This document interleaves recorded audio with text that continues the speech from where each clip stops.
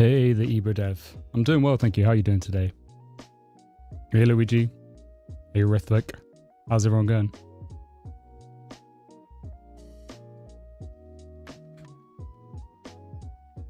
Howdy, Nate's Code. I am on Twitch. I'm at Twitch at dreamsofcode_dev.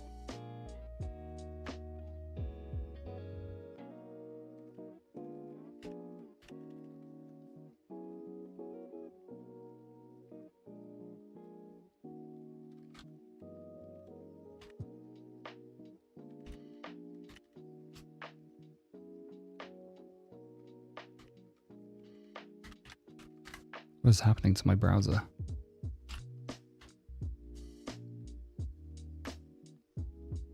I'm looking at YouTube. Ruffic. Hey Bastian, how's it going?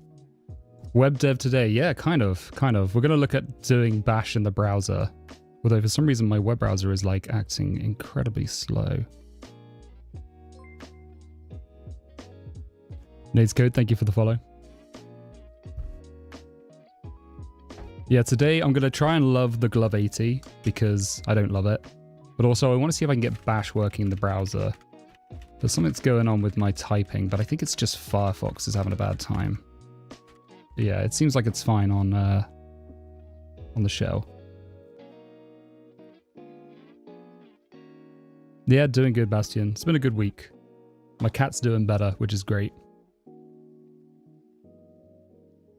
Although we've got all the different types of cat food in the world. Yeah, I don't know why this is running so slow. Thank you, Yo-Yo. That was a fun video. It took me a while to do that one. I had to refilm a lot of it. I went way more complex at the beginning than I should have.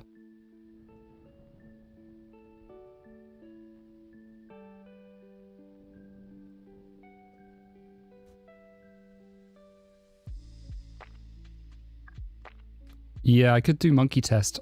I think it's like I'm typing and it's not coming up, and then if I move the mouse, so it's something about the refresh. I should be looking at YouTube. Yeah, I should be looking at YouTube, Nox. Let me check. I got the Restream app, but I don't know if it's actually working.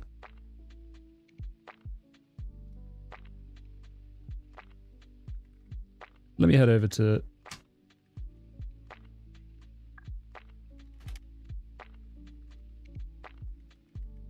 I'm using NixOS.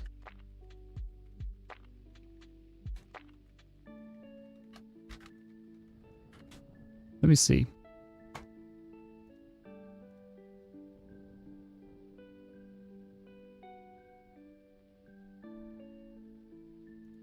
By the way. Yeah, I don't know if anybody's chatting on YouTube. I've got YouTube up on the Restream. Would it be hard to switch from Arch to Nix? Hey, Iron Lung. It's kind of difficult, I guess. It's definitely different. I think Nix is different from anything. It's very it uses a declarative language in order to configure.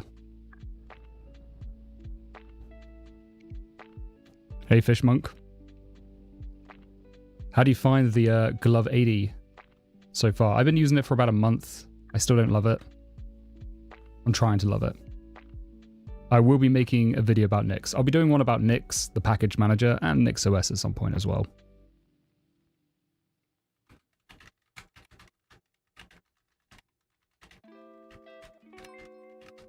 Wait, let's do this overhead. You can see both now.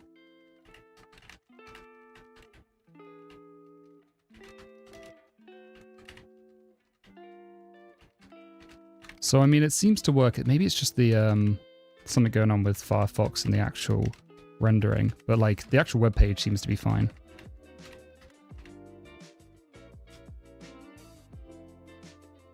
Thank you, Arcade. Do I prefer the curved design of the glove or the flat design? So, Nox, the Glove80 is this. This keyboard is the Glove80. The well... I think the well is okay, but there's too many keyboards. Too many keys on the Glove80, I find. I don't need this bottom row. I don't need the function keys, and maybe I don't need the number keys as well. So I like the well, but I don't enjoy the amount of keys that it has. I could probably do way less. Hey, Shreyas.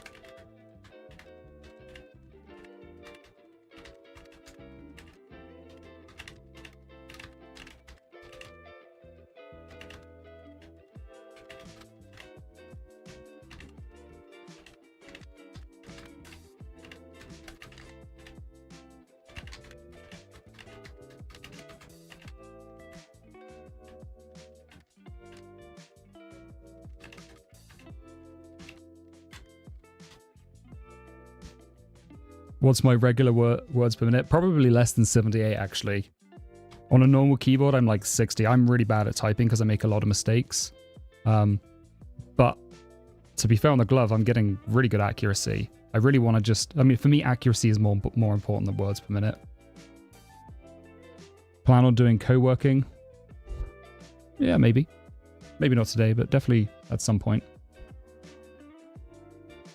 I do use a symbols layer, yeah. So, trying to see actually. You can probably, let's have a look. So my space will shift into my symbols layer. So until I need to add more to it.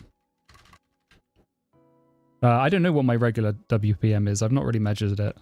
But I mean, 78 isn't that great from what I can tell. But mine isn't, go away QuickBooks. Mine isn't that high anyway. Words PM effect on productivity / speed. Maybe if you're just like manually typing everything. But if you're using snippets and stuff, probably not. I think like the biggest effect on productivity. Hey, Lucky Programmer, thank you for the follow. I think the biggest effect on productivity is focus, in my opinion. Losing focus is probably the easiest way to lose productivity. So having good focus and having minimal distractions is the way I keep focus. Yeah, I agree. Accuracy is important because if you're backspacing all the time, it's no good.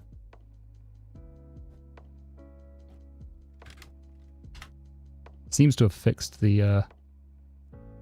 Okay, WASMer. This is what I want to look at. I want to see if we can get Bash in the terminal. Infinite add. I have dark mode enabled. These guys are just overriding it. At least I think. Yeah, dark reader. Is it enabled? Oh, it's not enabled, sorry. There you go, now it's enabled. Do I have... It is expensive. Do I have any cheaper recommendations? They're all expensive, unfortunately. All the good ones are expensive. I think it's difficult really to find a split keyboard that's not going to be expensive. Yeah, it's I don't know, I can't really work with music or streaming or anything in the background. I have to like have pure silence and focus. Yeah, the cost definitely can add up. That's the problem I found with the Moonlander. It's more. The Glove80 is really good. I really do like it. I love that it's wireless. I love how lightweight it is. I like that it has a lot of keys to customize, but I just don't like a lot of keys. Why do I prefer it over Bash? It's just more configurable. Z Shell you can configure a lot more with, but Bash I think is honestly what people should aim for. Oh, Bash is awesome. Learning Bash is never a bad thing, but Z Shell is just a bit more configurable. You can probably do a lot of things in Bash than you can with Z Shell, but I don't believe there's any plugin system for it.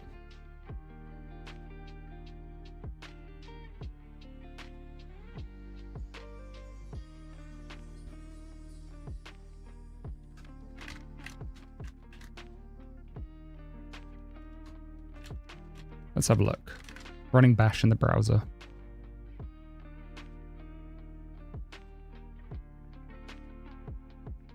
I've never used WASMer before.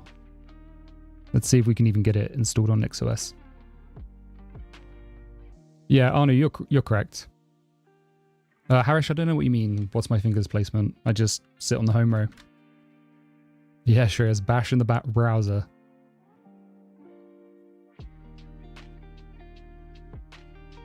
I'd love to do tmux in the browser, but I don't know if that's possible yet.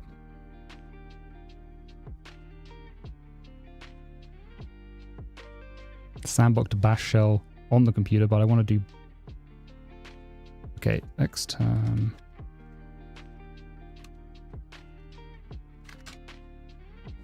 But why? Why not?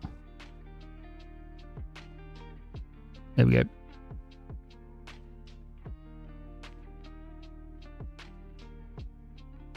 Yeah, /bin/sh is POSIX compliant. Tech Phones News, I am Dreams of Code. Yeah. Just somebody had that name on Twitch, so I had to be dreamsofcode_dev. Have I ever tried the Kinesis Advantage 360? I have not. Kinesis to me looks chunkier than the Glove, and I don't like the various size keys.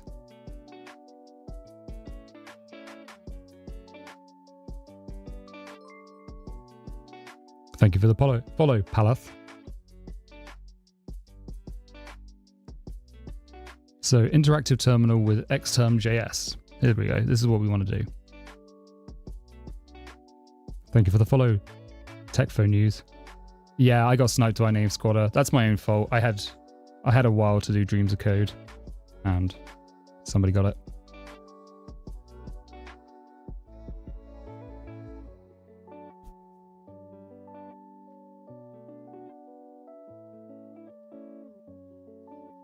So, do I even have npm on here?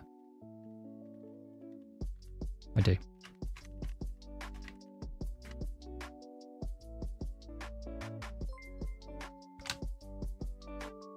I am live again. Yeah, P10K, I mean, it's still going to work. It's just unmaintained, right? But that doesn't mean it's going to break. I don't think Z Shell is going to change much anytime soon, and I don't think Power Level 10K will. So you can still use it for a good amount of time. But OMP is pretty awesome as well. All right, I guess let's do it. Let's follow this tutorial and see if we can get Bash working in the terminal.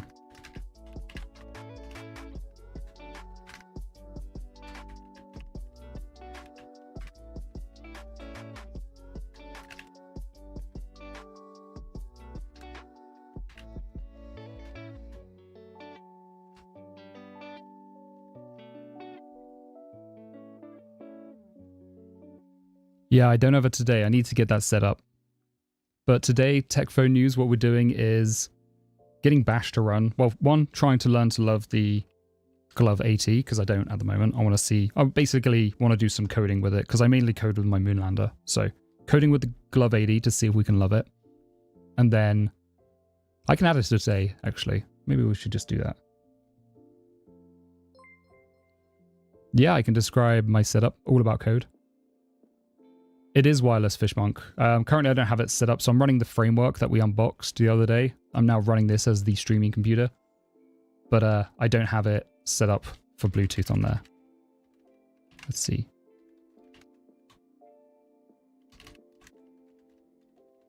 Let me see if we can get a today set up, though.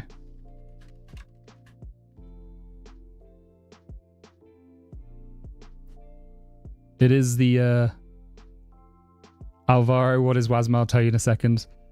Have you used home row mods with just software before, Arno? Yes, I use home row mods with just like laptops, so I use Canada for that. I'm going to do a video at some point. I'll do I'm going to do a caps lock to escape one, and then a home row mods one looking at Canada. I can use fast fetch. NeoFetch is fine though. It still works. But we're on the framework this time.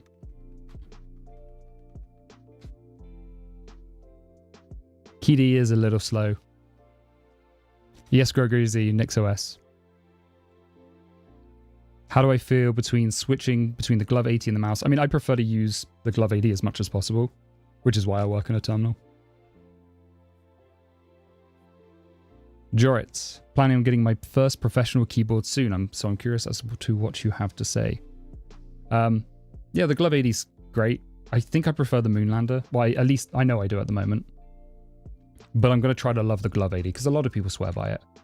If you watch Code to the Moon, Ken, I asked him about his favorite keyboard and he said Glove80 hands down.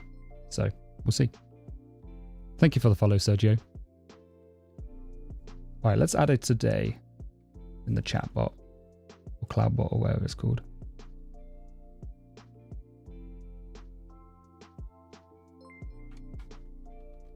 Thank you for the follow, Yam RXcept.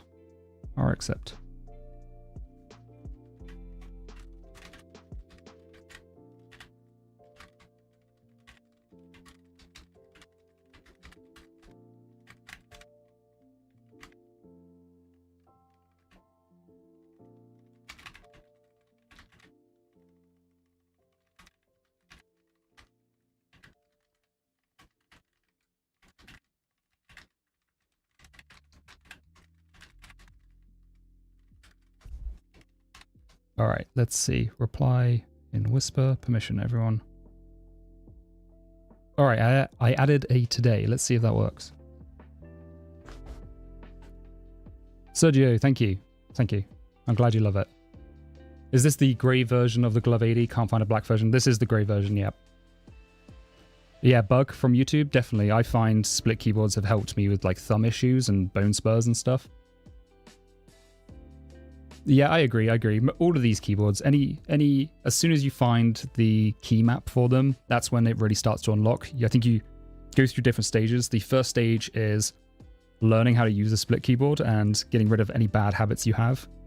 Then starting to understand layers and key maps and how to work.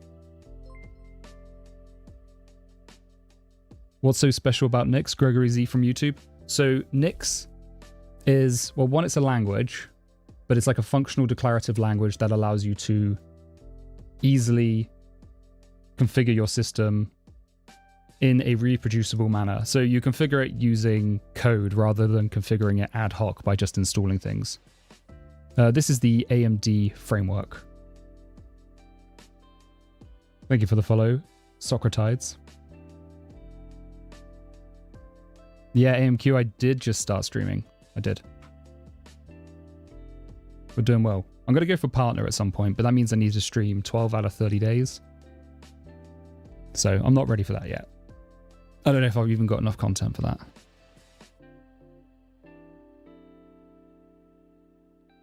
Oh, you want to see the Nix thing? All right. So these are, you can see all these dot files, by the way. If you type in the dot files command, you should be able to see them. But these are my Nix dot files. So everything regarding my configuration is in Nix.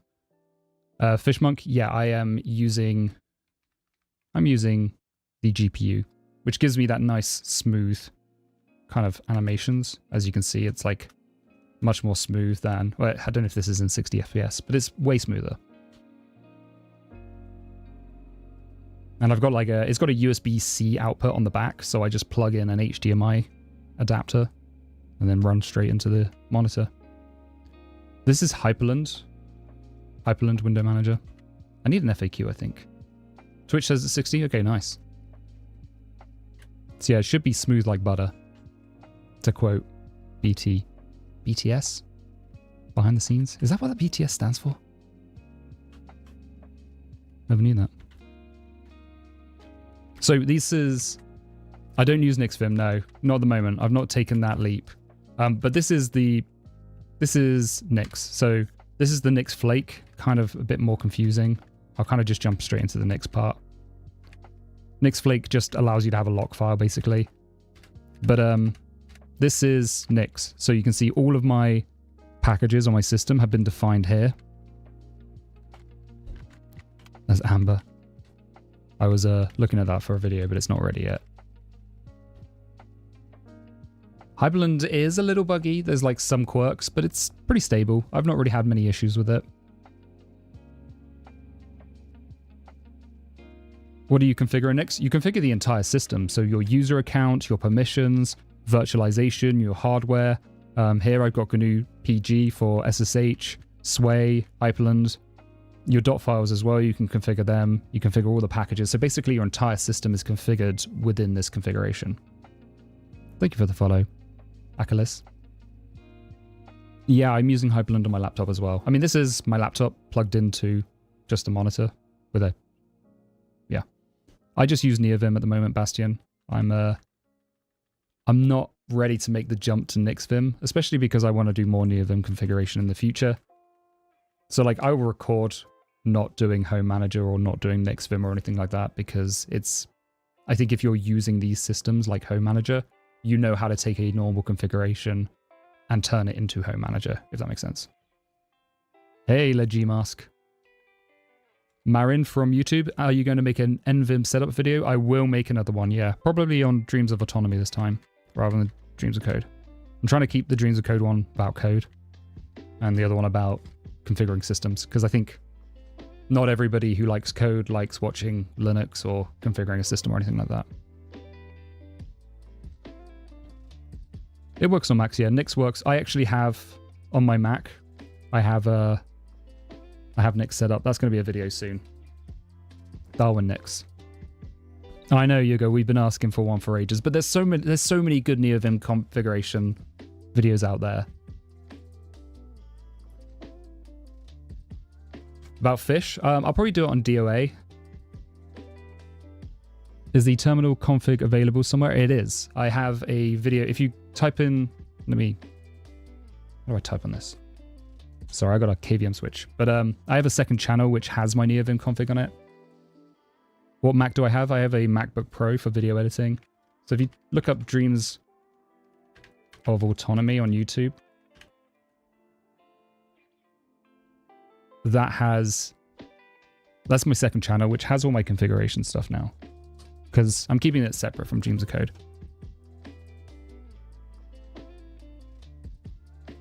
And that has my Z shell. No, I don't use Final Cut. I use DaVinci Resolve, but the MacBook is the only laptop that's really good at video editing. Yeah, I replaced the ThinkPad with a framework. Just cute, UW. I'm going to be streaming regularly, yeah. I'm going to aim... I'm on Twitch at the moment as well. I'm on both Twitch and YouTube. But I'm going to try to do Twitch. I'm going to go for Twitch Partner, I think, in a couple of months. Yeah, you found it. That's where it is. I updated that Dreams of Code .files.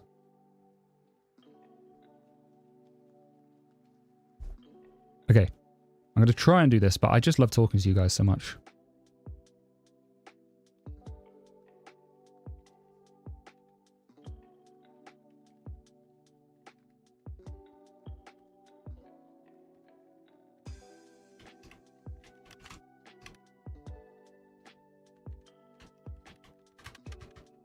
Did I even copy anything?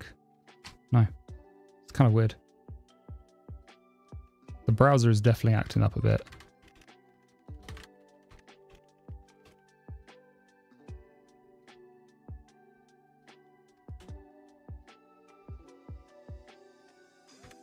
Okay, that worked. No, I won't lock them behind a paywall, I don't think. Not yet. Not until I start selling coffee. I have Vimium enabled, but I haven't used it yet. Maybe that's actually what's causing the problem. Let's see if I can disable this. Okay, this is a bug with Hyperland. You can see like my alert box is appearing on that side. So I can't actually do anything with these plugins.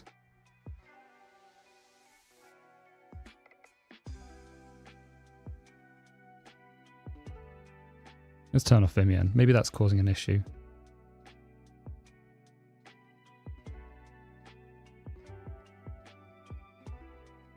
No, I'm not actually going to sell coffee, Bastian. That was me joking.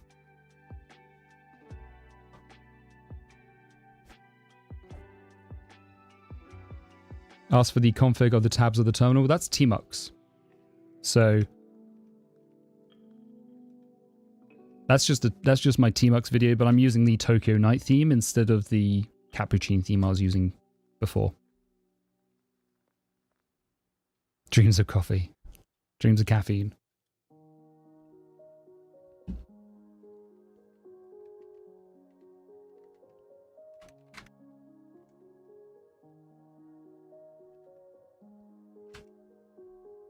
got to install Vite as well. I don't know why the browser is being so terrible on this. It could be because this pass-through is a bit weird.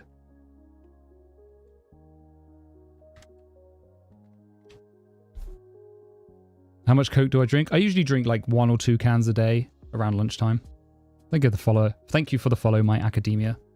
My zero academia, not hero. Pape Gabu, thank you for the follow. Forever Sick, thank you for the follow.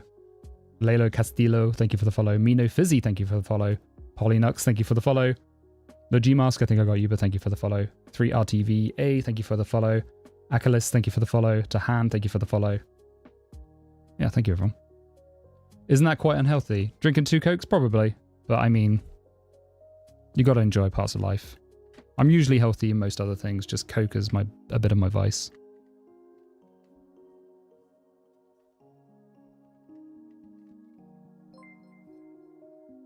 Noxua Dev, thank you so much for the subscription. You're helping me bring my content to hundreds of thousands of people around the world, and you're also supporting my dreams. Thank you so much. I really appreciate it. Yeah, the acidity is pretty bad, I guess. But I mean, I go to the dentist twice a year. I floss. That's probably more important, honestly. Make sure to floss.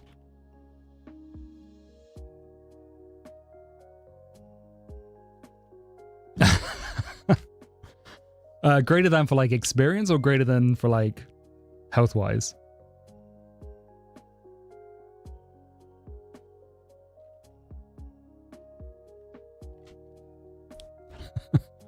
Yeah, Coke Zero. I mean, you've got to enjoy life, unfortunately. You can do everything you want to be healthy, and that's great if you do want to. But sometimes you can just enjoy little things. Hey Matt, 2443.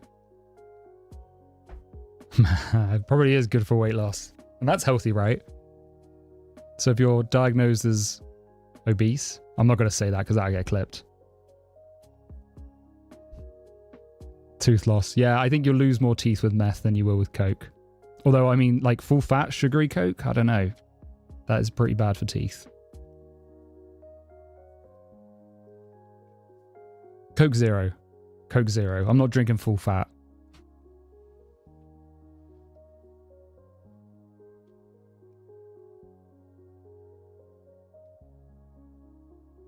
Hey, Mallow. Well, I'm sorry that I've taken you away from coding.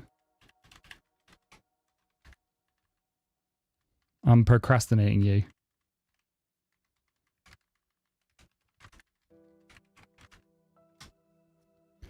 Matt 1214, you can do a today command and it will tell you what we're doing.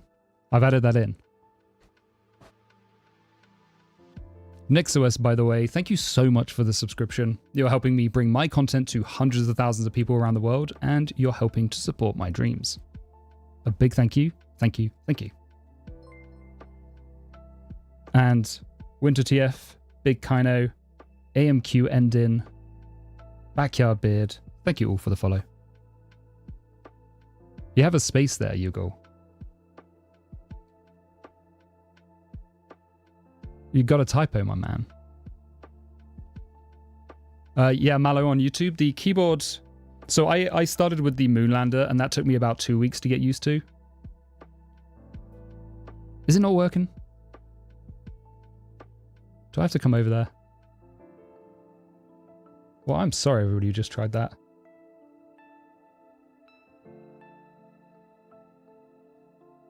Alright, let me read it out then. And figure out what I'm doing wrong with the CloudBot. Do I need to give it like mod or something? Do you know what? I'm going to use Stream Overlay.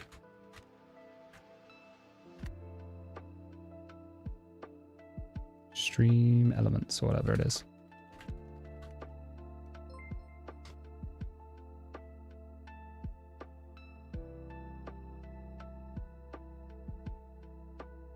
I was using Streamlabs,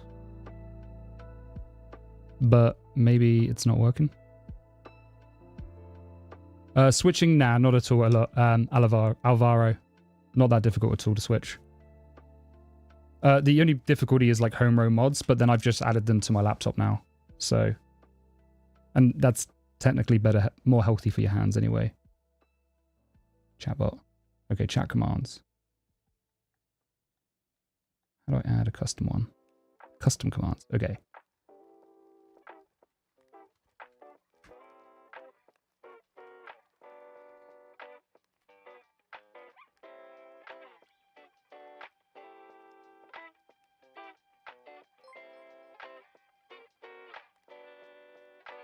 It works for you, Matt? Mouse in the middle. Absolutely not.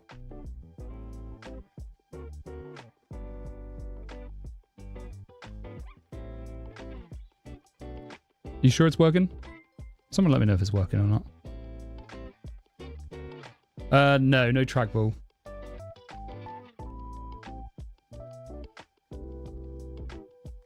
It's not. Okay. Well, for some people it's working, some people it's not. That's kind of weird. Maybe it's like if you joined after I added it, it's not working. It's working. Does dot files work?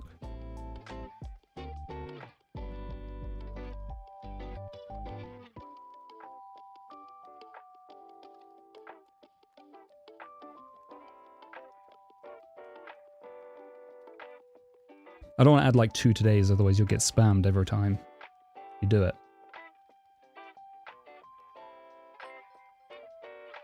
Boopy the Fox, thank you so much for subscribing. You're helping me bring my content to hundreds of thousands of people around the world and supporting my dreams. So that's a 2 for 1. Thank you, thank you, thank you. Well, it's working for some people, so I'm not going to add it to the other one. I'll move everything over to Stream Elements because it's going to be easier.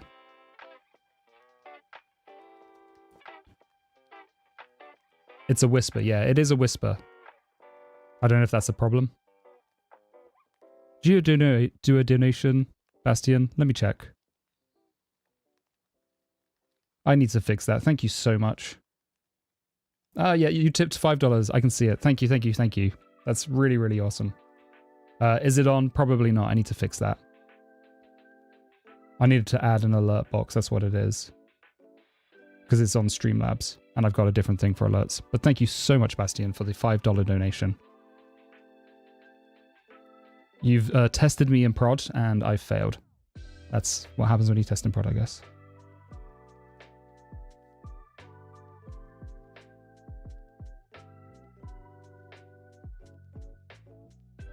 I'm going to just quickly make a note to fix that on Obsidian, which I don't have on this machine yet. So I'm going to put it on my phone.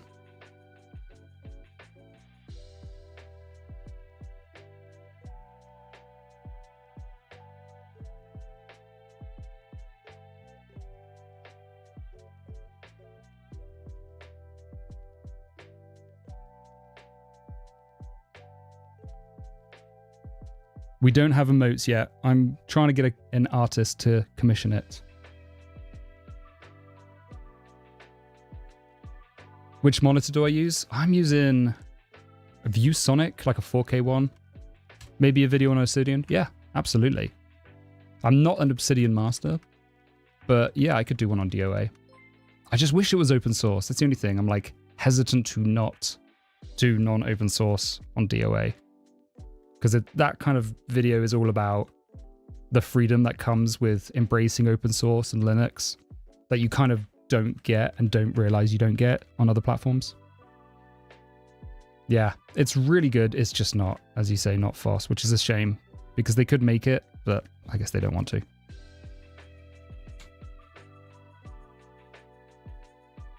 No, you can have an Obsidian on a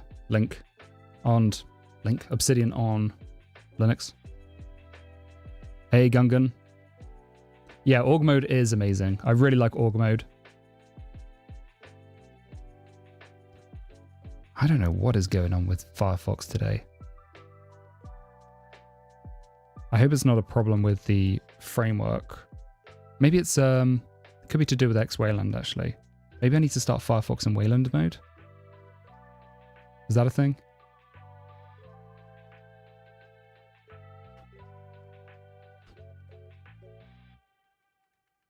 Moz_Wayland1. Is that just in my... I don't know how to do that on Hyperland. But I think you're right. That's what needs to happen. All right, we've got to make an index.html.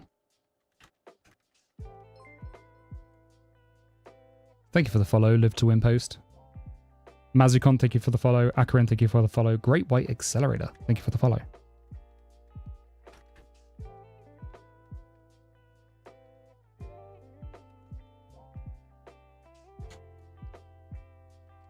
Now we've got to add some styling.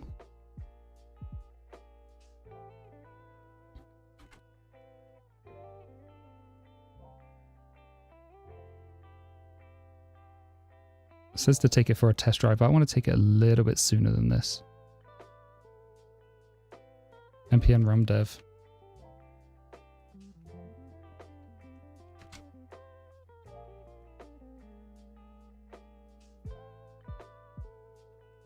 Gungan. Don't have the money. Yeah, the Voyager is pretty awesome, to be fair. I think I prefer the Voyager to the Glove80, so I think you made the right choice. There's too many keys for me. The only thing I dislike about the Voyager is it doesn't have wrist rests. Go to About Profile. Okay, let me do that.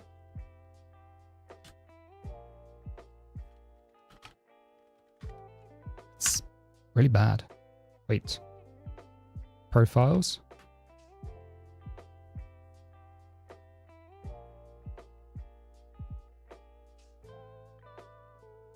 Is profiles correct? What extensions am I using? I'm using the Dark Reader. Somebody mentioned that before. Stylus, I don't know what that is. Polkadot.js, that's an old crypto thing. MetaMask is old crypto thing. Calendly, that's for scheduling. Simple WebSocket client and Honey as well. That's it. GS Connect, Markdown, View Reader. That's about it. I did have the one that blocked everything, but I haven't got any blocks on this. Privacy Badger, I'll add it. About session. Let's give that a go.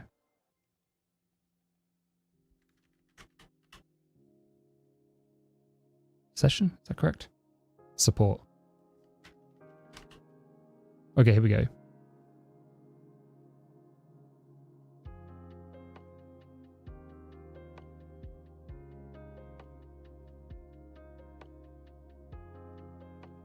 I do have a status actually. I've got it chopped off to save space, but if I do, hey, you can see there's my status. I just want you guys to be able to see the keyboard and everything, so. Search for protocol.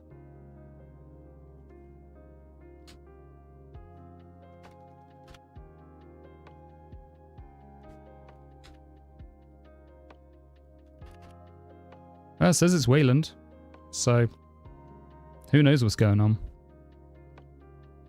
I wonder if it's because it's like piping it through. The battery progress. This is all done with Ayla's. Let me go back to it. Ayla's GTK shell. I've got all my dot files, you can find them. Yeah, I think it is Wayland. I don't know if it's X-Wayland, but we'll check. Let's have a look.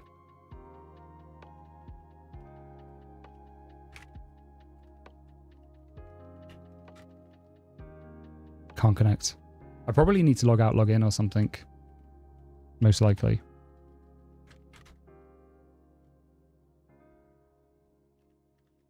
I guess we can figure it out another time. It's not the end of the world.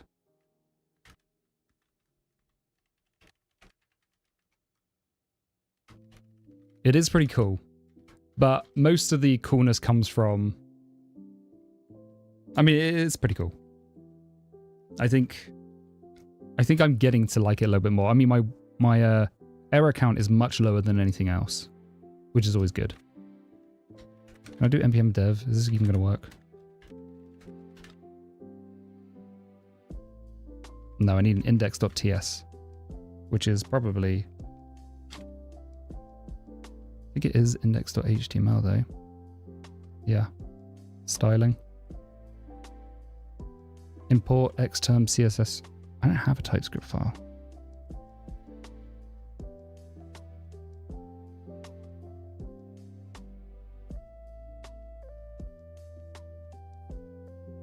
guess I just create an index.ts.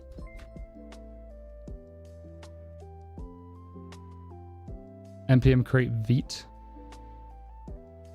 Moz Wayland 1. Yeah, I'll try that command.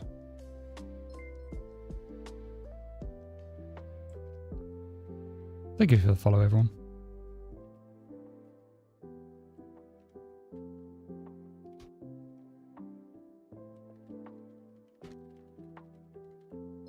Let's try this.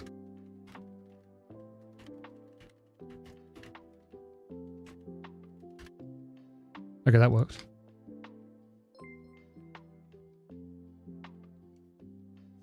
Yeah, I agree. That's a really great principle, actually, Boopy the Fox. I've not really heard it. So 69 word pip, WPM, and 69% consistency. Summer vacations after next week. Nice. Maybe I'll try and do the partner track after that. 12 out of 30 days, though. My videos will probably take a hit. That's the only thing. That's a lot of streaming. Or I could find an editor to take some of the best parts about this, but then I'd have to turn this into a bit more of a show. Thank you for the follow, everybody, by the way. Really appreciate it.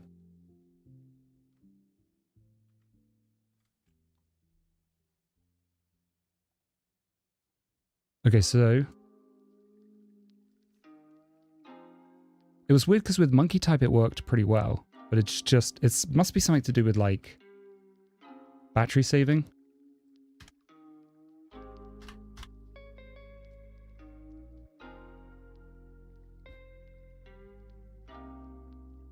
Control click the link. I don't know if it works on, I mean, this is actually working, yeah. I don't know if that works on my terminal. Doesn't work on my terminal. That's pretty good. Yeah, my speed has never been great. So getting around 78, I think I got, is good. I mean, as soon as you start adding symbols and stuff, that'll drop.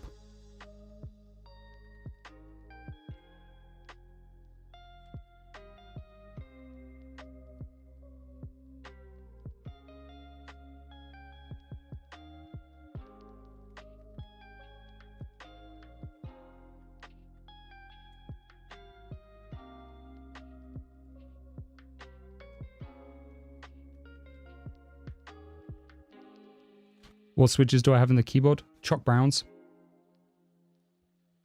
Chocky browns. Yeah, choc white. They're clicky, right? That's going to be very noisy.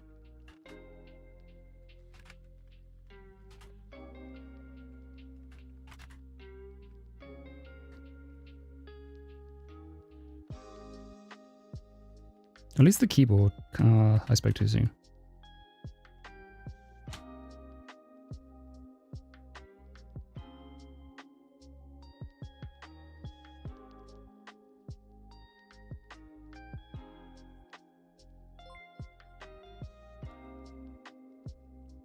Thank you for the follow, Knux. So.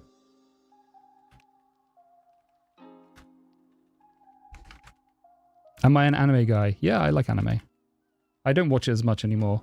I'm trying to start watching... Or I need to watch the new season of Demon Slayer. And I need to watch the latest season of Jujutsu Kaisen.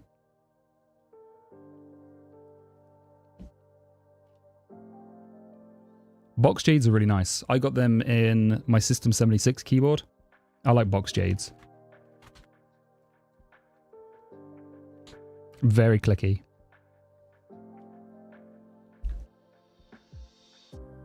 Yeah, I've heard it's meant to be good. I need to take a look. Why am I white? I don't know if that's an appropriate question or not.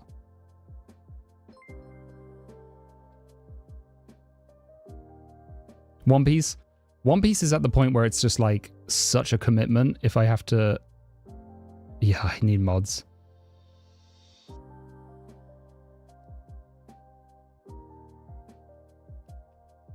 I definitely need to get some mods. I will hunt for some mods to sort that out.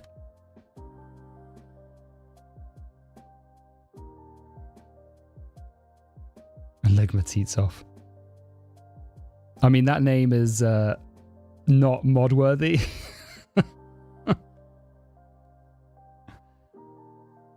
Hugo, do you want to be a mod?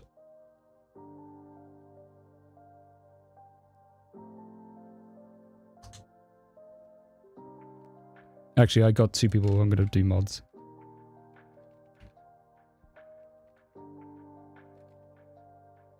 You don't have to be too active. I just trust you from the server.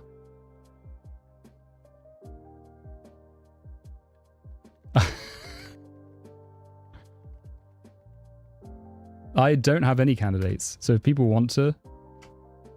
Wait, why did I... Well, I modded you on both YouTube and Twitch. I don't know if that actually worked. Let me actually try that on Twitch. No, I have no candidates yet. Just anybody who's active and obviously has good demeanor. Yo, Ligmatitsov, thank you so much for the sub. You're helping me bring my content to hundreds of thousands of people around the world and supporting my dreams, so I really appreciate it.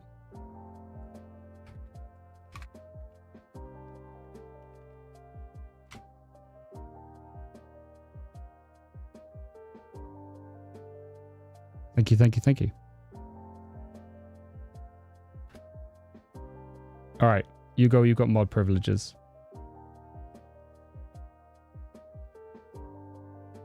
Bastian, you make a great argument.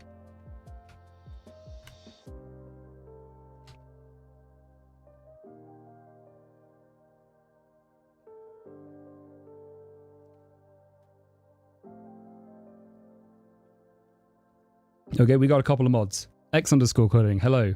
Try typing in the today command and see. It might whisper to you what's happening.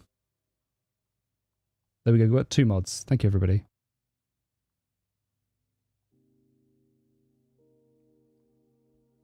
Ligma, if you still want to be a mod, you can. If you spend a bit more time on the stream. Thank you. I'm glad you enjoyed my content or found my content and enjoy it.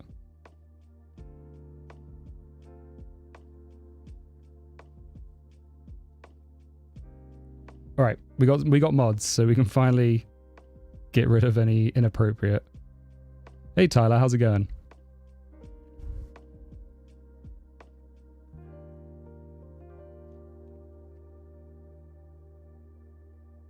Hey Arajit from YouTube, thank you.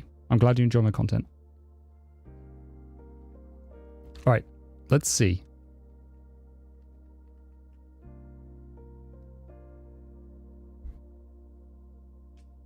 I do need a code of conduct.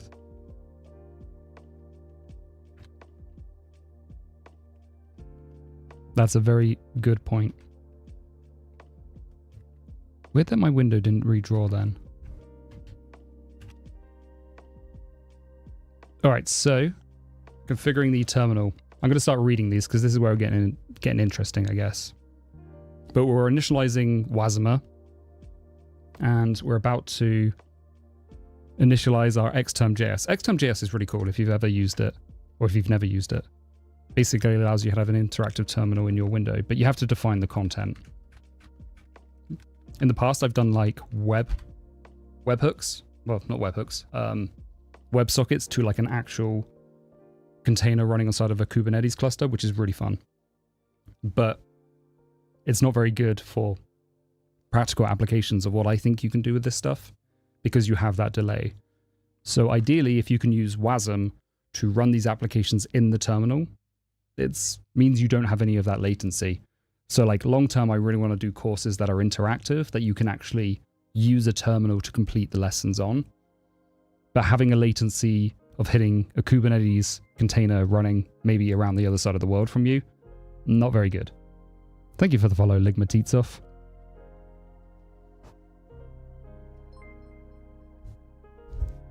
Frantachargen, thank you so much for the follow. And Xcoding, thank you so much for the follow. Yusuf Khalifa, did I switch to NixOS? I use it on my laptops. So my 2 or 3 laptops that I now have, I use NixOS on there because it keeps my configuration consistent. On my recording machine, I still use Arch. So I still use Arch, by the way.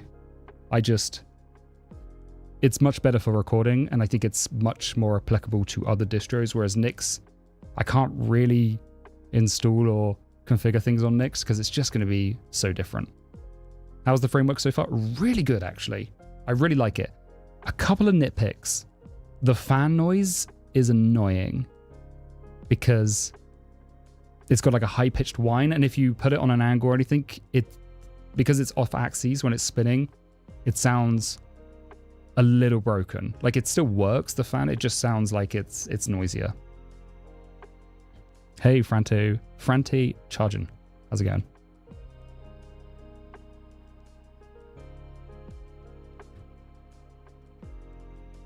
All right, let's so we got to integrate Bash. So this is where the magic happens. We're basically using, well, let's see actually what this looks like before we integrate it.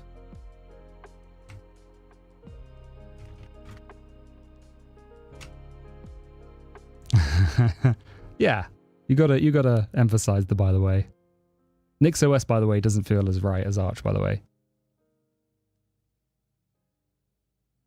Yeah, I agree, Boopy.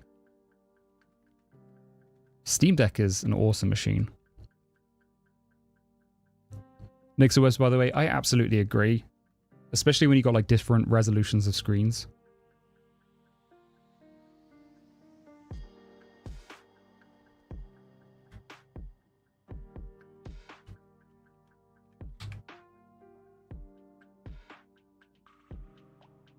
This is kind of annoying though.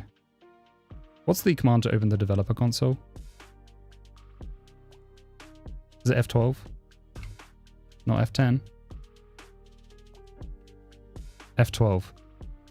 I actually don't have an F12, if you can see. I only have an F10. So I don't know what to do. Control-Shift-C? Alright, let's try that. Hey! Give that man a prize.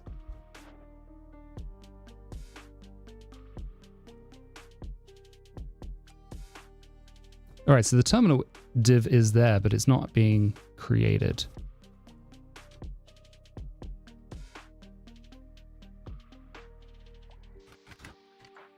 Even though it's saying it's loading it. Press F10 then +2. Yeah, Hugo, I can't right click for some reason. This is a hyperlink error, but you'll see my window is right in the center.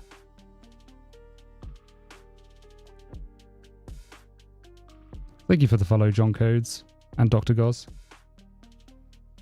Are the bottom registers in your terminal Tmux? They absolutely are, Florian. Yeah, this is Tmux, Tokyo Night Theme.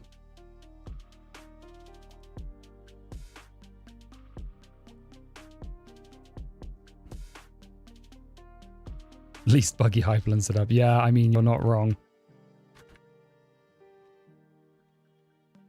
I'm surprised this isn't working. Maybe I'm missing something?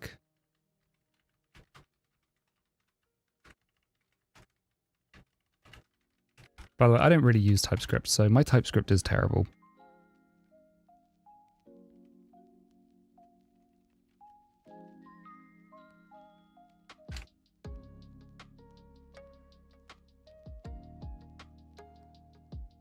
See, I didn't get a hello world here either, which makes me feel like we're not loading in the script. Paranoia8976, thank you so much for the subscribe. I absolutely appreciate it. You are helping me bring my content to hundreds of thousands of people around the world, and you're helping to support my dreams. So that's a 2 for 1, and I really appreciate you. Thank you, thank you, thank you. Yeah, minimalism is awesome. I'm obsessed with it as well, as you can probably guess from my content.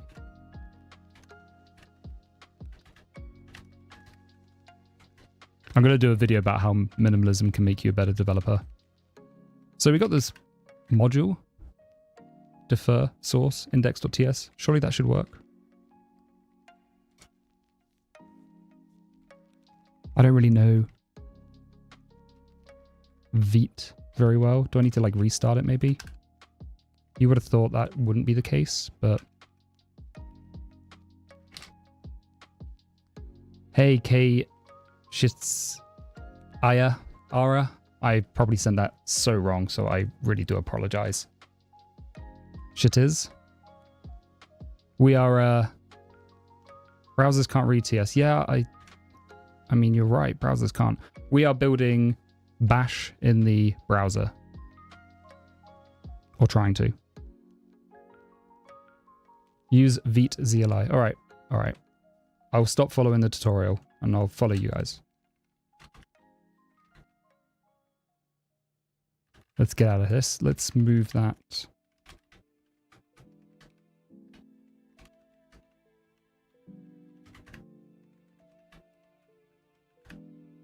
Wait.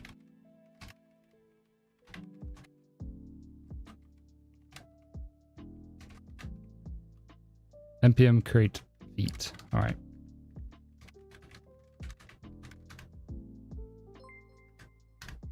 Let's give it a go. It's Salo. Thank you so much for the follow. Awesome. I'm glad I got it the second time. Sorry I didn't get it right on the first time. Project name, Bash Web. This is going to create it inside of Bash Web. Vanilla. TypeScript. It's inside of Bash Web. Bash Web, Bash Web. That's upsetting, isn't it?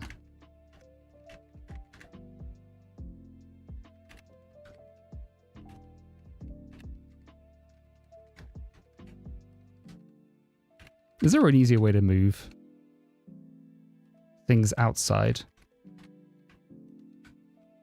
Or is it just a case of what we're doing right now?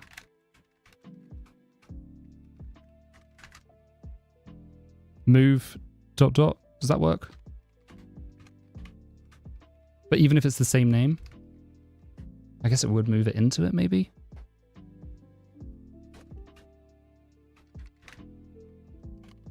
All right, let's take a look at what's going on here.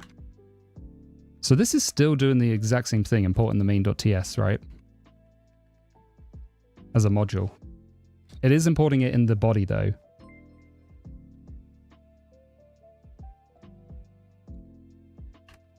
Diamond Dajmond. No, thank you so much for the follow.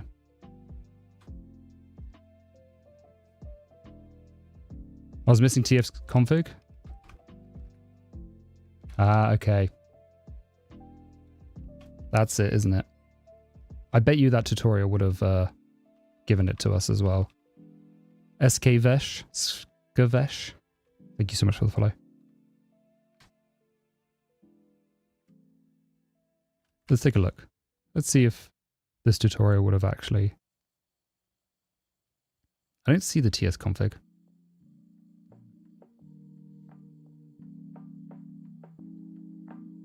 This browser being broken is upsetting. All right, let's start from the beginning and speedrun our way through this one.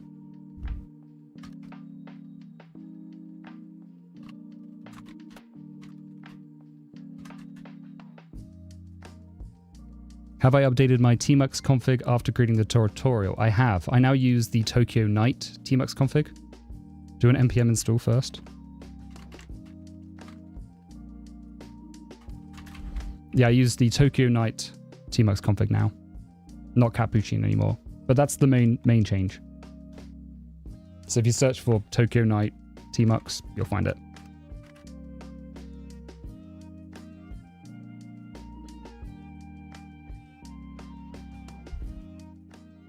Just turn that down a little bit. All right, we got Vite. Does it have the correct scripts? That's the real question.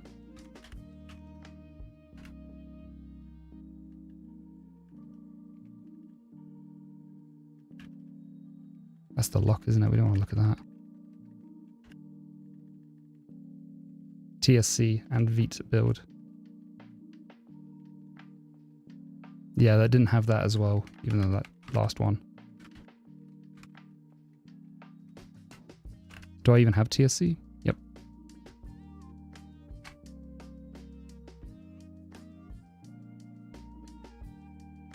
Yeah, reading docs kind of sucks. Yeah, I agree, Boopy. They support a lot of software. It's pretty cool. I've just broken up with them for some reason. I think sometimes you just need a change. And that's what happened for me.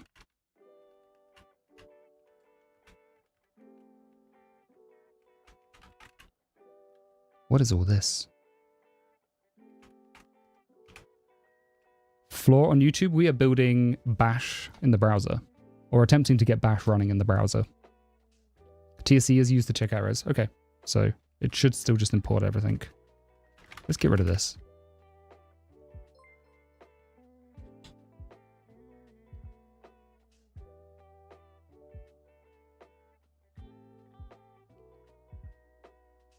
That's a good idea. Macchiato on Qt and Mocha on GTK.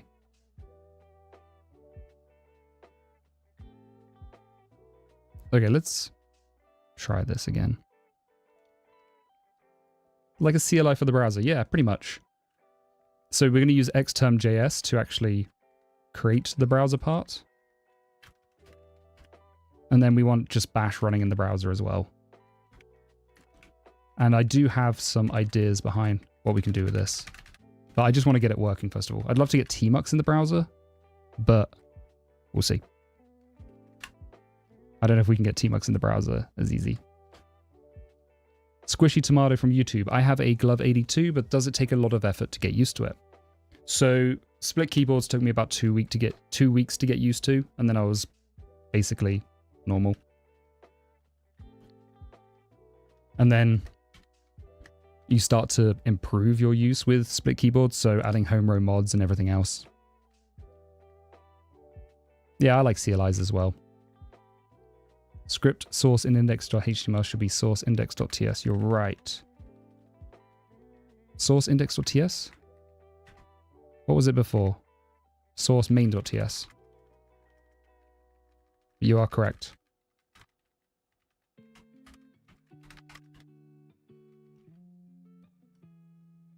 Yeah, it's expensive. I do use QWERTY Ligma. Yeah, I haven't decided to change to Dvorak or Colmac or anything like that. Have I messed with Nix shells / flakes for anything like DevBox for doing development on NixOS? Yeah, I've used flakes for development on NixOS. I had to do a GStreamer thing, and I was using Nix flakes for that. I'm not very good at it though. I need to practice a bit more, but Nix develop basically, which is pretty cool. I really like Nix develop. It's such a nice concept. Yeah, they are really pricey. They're overpriced, I think, at the moment, but sometimes your health is worth paying that for. I was getting really bad arthritis on my thumb until I moved to one. So I guess that's priceless, really. It's either not type anymore or pick up a keyboard and learn to type again. But they are kind of expensive. Yeah, flake templates are really cool. Before the glove, I used the Moonlander initially, and then my friend got the Voyager and was telling me it was the best keyboard ever, so I tried the Voyager. And I liked the Voyager, but I didn't like the lack of wrist rests, so I was keeping my wrists on the table, which was pretty painful. And then I saw Code to the Moon's video. Ken, great video, by the way, if you haven't watched it already. Keys to a better development experience or something like that. Wrist rests. Wrist rests. Wrist rests. Wrist rests. Wrist rests. Wrist rests. That's a lot of sibilants. Sorry about that. Do you know about the dactyl manuform? I do not know about the dactyl manuform. I've never heard of that. Can you say Irish wrist? No. Irish wrist watch. Nope. Can't say it. What made me pick the Glove over Kinesis? I don't like the Kinesis's thumb pad at all. It looks terrible.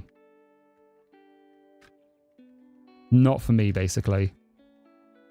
And like, I don't know, the Kinesis just looks like a very enterprise device. Like you could walk around a corporate office and you'll see a Kinesis keyboard on the desk. It's not me. I'm not very corporate. I know, I just slayed it. I mean, I could be eating my words. It just doesn't feel like a device that Dreams of Code would use. It does look solid. The Digma Def-Fi looks really cool. It's got like a nice bit of RGB. I've not tried it. Again, I watched Code to the Moon's video and he used it in one of them. I think he got sent it for review. Yeah, learning a new keyboard layout to me sounds pretty terrifying. Like, I thought learning a split keyboard would be difficult, and it was okay. But I think like learning Comac or something like that. Oh, I hate what's going on with Firefox. What if I have to move to Chrome just to get things to work?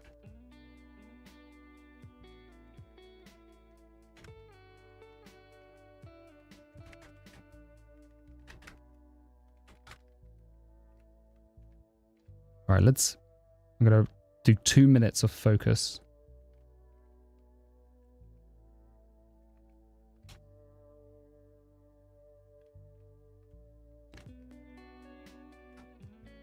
Just to get something. Because I'm terrible at typing and chatting.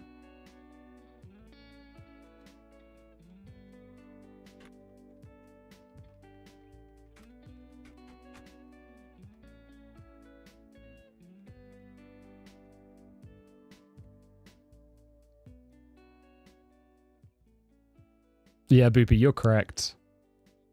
See, that's what I want to see in a corporate environment. I want to walk around those cubicles and see like culture, you know, keyboard culture.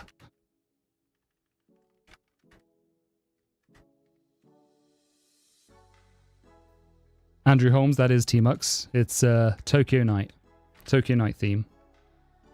If you check the Dreams of Code channel, there is a Tmux video on there. When it hits 1 million views, which is like only another 100,000, so that should be like 100 days or something, then we're going to do another one. We're going to do a new Tmux configuration, because like I'll probably try to keep similar script. Maybe do the rock still. But we'll redo it with some of the higher quality that I now have compared to then. Even though that video is awesome. But 1 million. I need just one 1 million view video. And then my ego will be complete.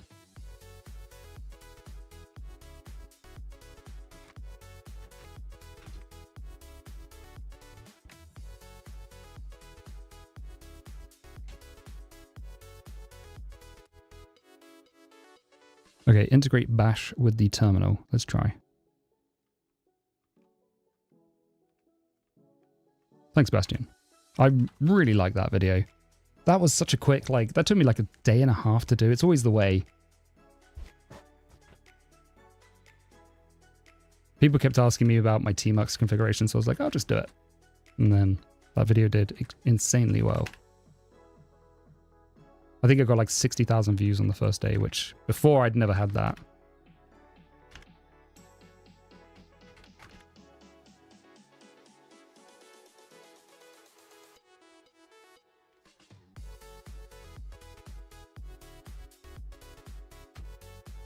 I saw Network Chuck also did a Tmux video,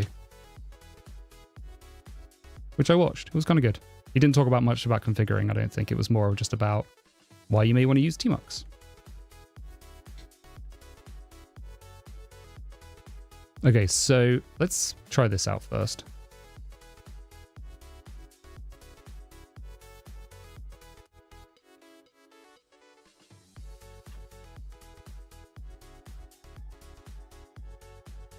This song's a bit jamming. I'm going to just turn it down a little bit. So I'm still not getting the actual terminal. I don't know if I'm doing something wrong. I'm not calling main. Is that the problem? Do I just need to call main under here? You can tell I'm out of my element with TypeScript.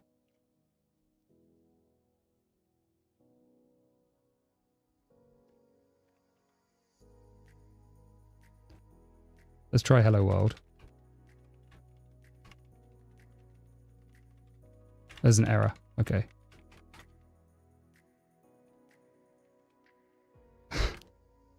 That sounds awful, Bastian. These errors, this is just fine. This is detect store. I don't think that's like an actual error.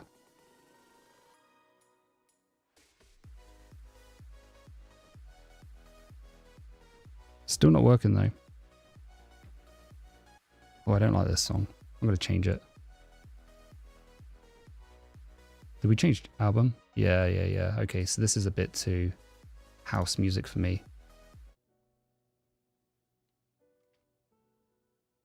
Check the Vite console. That's a good idea. Nothing. I'm not a secret JS dev. I'm terrible at JavaScript or TypeScript. Wait, let's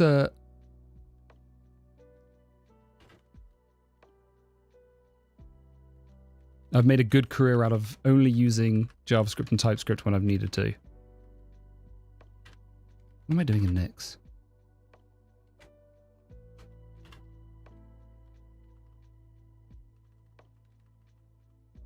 I wonder if because it's async, that's a problem.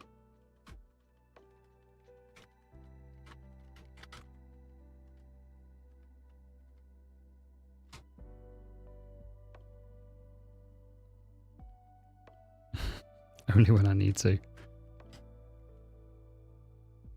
I guess this is what people complain about with the complexity. Because, I mean, give me vanilla. I mean, this isn't even vanilla to me.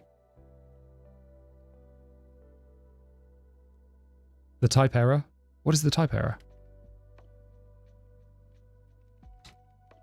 What type error have we got? Oh, this one? Nah, I think that's always just appears. Maybe. Detect store? That's like an extension. Let me disable my extensions. I think it's meter mask. I can't disable it because it's on in the middle. All right, let me try here.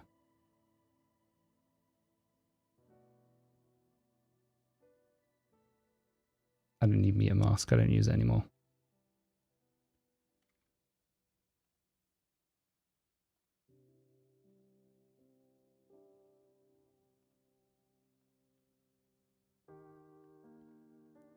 Surely extensions can't be the reason this would break, though.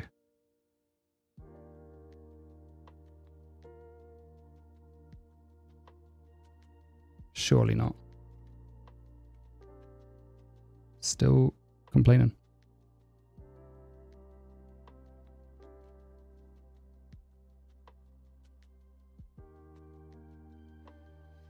Yeah, who knows what is Dark Reader? Main isn't being called anymore, I don't think. Maybe I'm just getting ahead of the... Wait. Okay, look, there's a GitHub page here. So let's just see what they're doing. They are calling main at the bottom.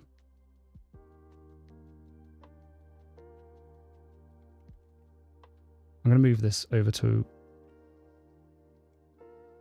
It's still broken, but okay.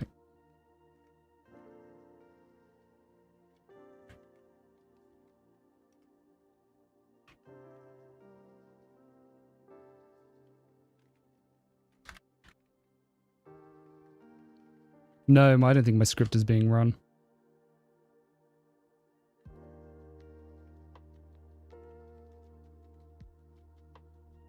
To be fair, I am copying this from somewhere else. It's not the defer, is it?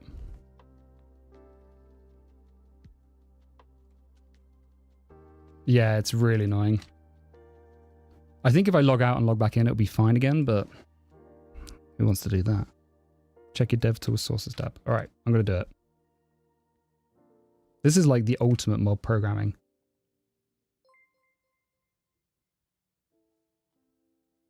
Thank you for the follow, everyone who just followed, by the way. All right. Sources, debugger, I guess. Index TS. I mean, it's there. Oh, but it is an old version. Do I have to like restart Vite? I mean, there's the hello world. Is this a case that I need to restart Vite every time?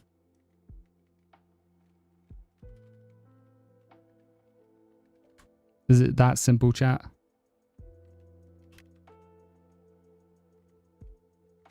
Is it cached? Is that what it is? Do I need to do Control-Shift-R?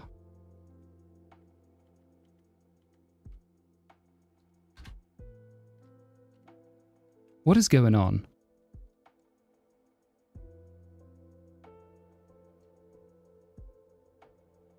Control-Shift-R should uncache it though, right? It should do a force cache, but that doesn't even seem to be working. I just did it on Stream Elements. It should do. Let's have a look. I mean, saved could be... Yeah, it looks like it's written.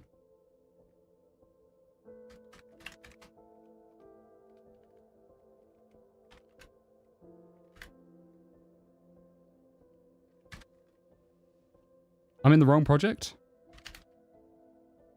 You're right. I'm in the wrong project. That's because we moved it around. Okay, that's better. Hey, now we have a terminal.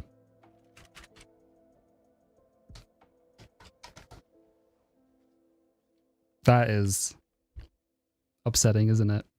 It wasn't me. That was Anu. That was all Anu. Well done, Anu.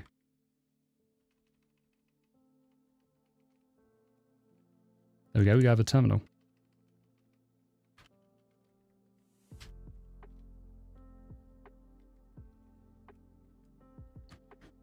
I'll never make that mistake again.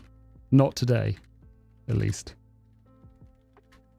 Okay, so this isn't connecting to Bash, even though it's meant to. Links in a browser. Dep, cool. Thank you for the follow. Maybe try Bash fork bomb. We can try it. See if we can break the browser.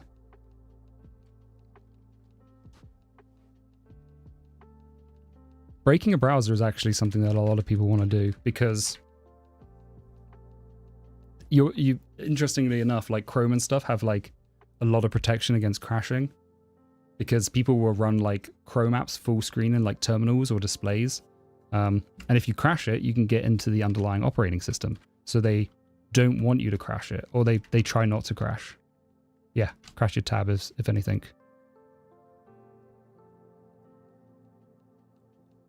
But a lot of people spend time trying to figure out how to crash Chrome so they can get to the actual underlying desktop.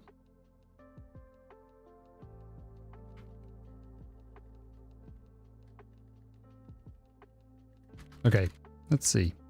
We jumped the gun a little bit here.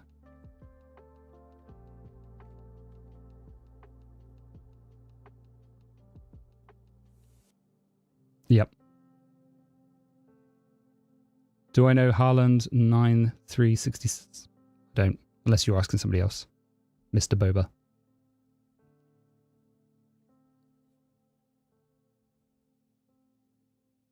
Okay, let's start. Where did we get to? We've done kind of the TypeScript logic. Configured the terminal. Take it for the test drive. With the blinking cursor, yeah, that's right. And we should see some error in the dev console. Correct, we see some error, so cross origin. So we just got to configure the dev server.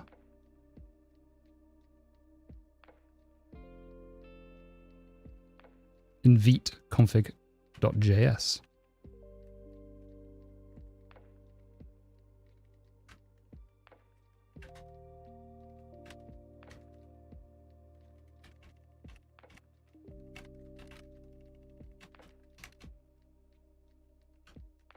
Where's the vconfig? Is that a new file we have to create?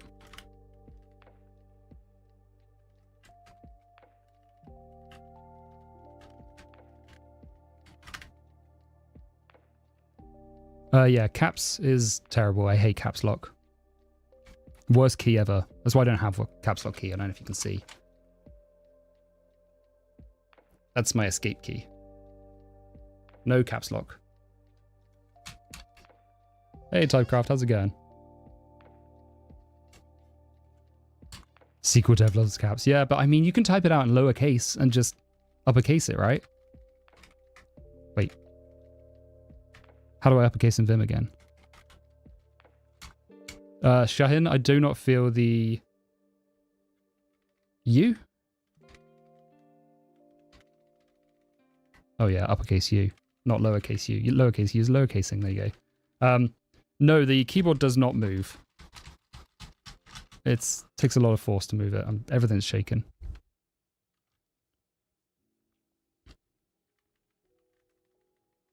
No caps lock for me. Worst key.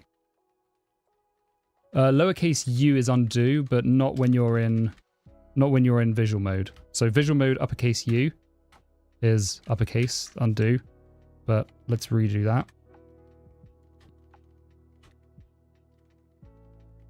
Now if I visual again and press U, it lowercases it. You can uppercase in Vim, yeah. So like you can just select something that's already been written, and you press upper U, caps U, and it will uppercase it. So you don't need caps lock. You can just use visual mode to then uppercase it later on, if I can get it correct. So you can do V, $U.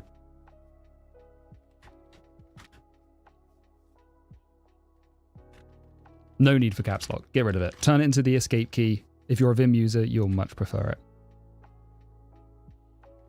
Oh, I've got a video coming on that soon anyway. Much better. Okay, let's try this.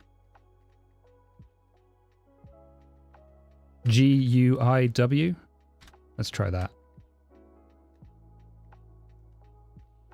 GUIW. Hey, nice. There you go. So you can do GU. Where is I on this? I don't actually see I. I. Dollar? No, that didn't work. GU dollar. That didn't work either. GU dollar. Okay, that did. GU dollar. Yeah. That works. So you don't even need visual mode. I use visual mode a lot because of YouTube. DI. What does it do? DI.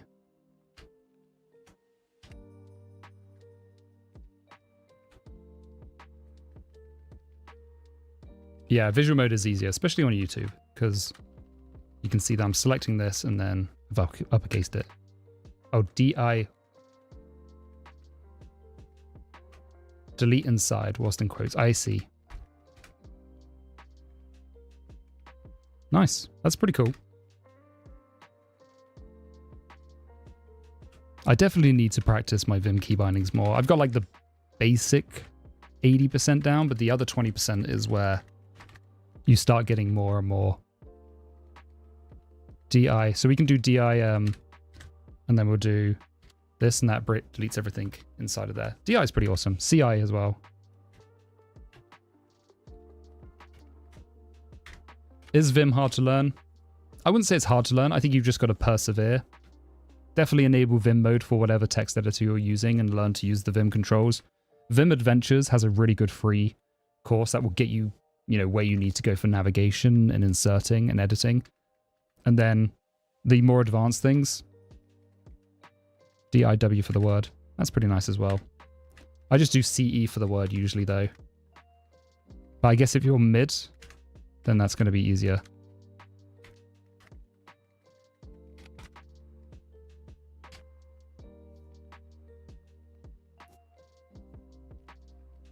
Yeah, Vim key bindings are great. I mean, honestly, the Vim key bindings, as long as you got LSP and stuff set up. Hey, Owen Codes, how's it going? Yeah, I'm going to give Helix a review. Helix does look interesting. I've used Vim since 2012. LSP is language server, or language server protocols.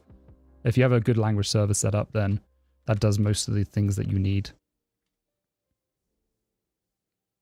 Control V, visual block, and then number direction, Shift I. Okay, I'm going to Control V, visual block, then number direction, Shift I, insert on all rows. Shift I. And then didn't really work. But for commenting out, I just do V, visual mode, space comment. And that works. Or space slash. And that's how I do commenting. But I think that's a which key configuration. So V space slash. That's how I do commenting out.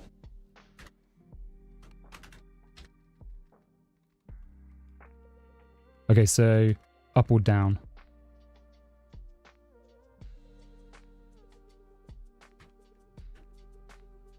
That's also pretty good.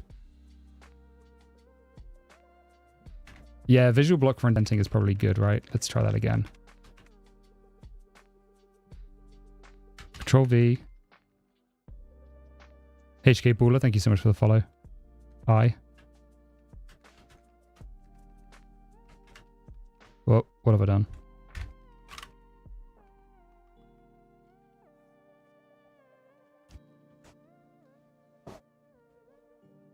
Okay, let's see if this we got sidetracked there, sorry.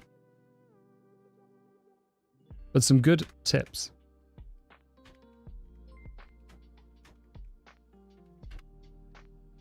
Okay, so we're still failing because are we using the Vite JS?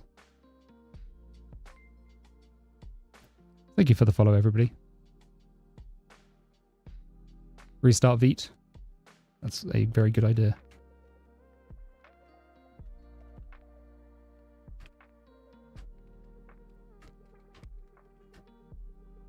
Vite config JS10. Did we break something? Yeah, we did.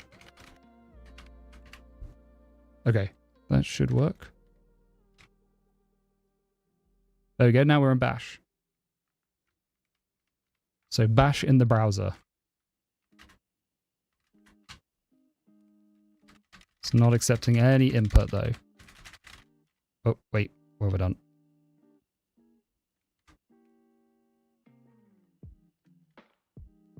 Encoder is not defined, so we are getting some errors. I need to fix those. But we have Bash started at least. I think I disabled Vimian. Yeah, I got rid of it. So, I mean, there is an error. I think there's just something missing. Encoder is not defined. So when I'm connecting the streams, something's going wrong.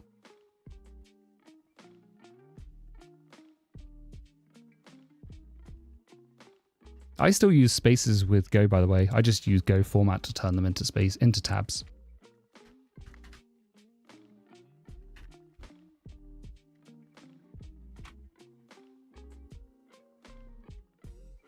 All right, so what have we got going wrong here? I think it's going to be in the main.ts. It says encoder is... Yeah, what's this encoder?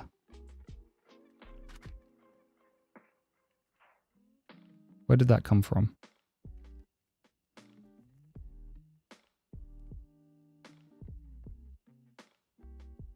This is the weirdest, like...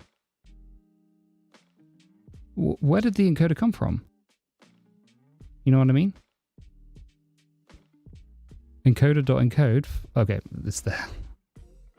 All right. It's a skill issue. I admit it.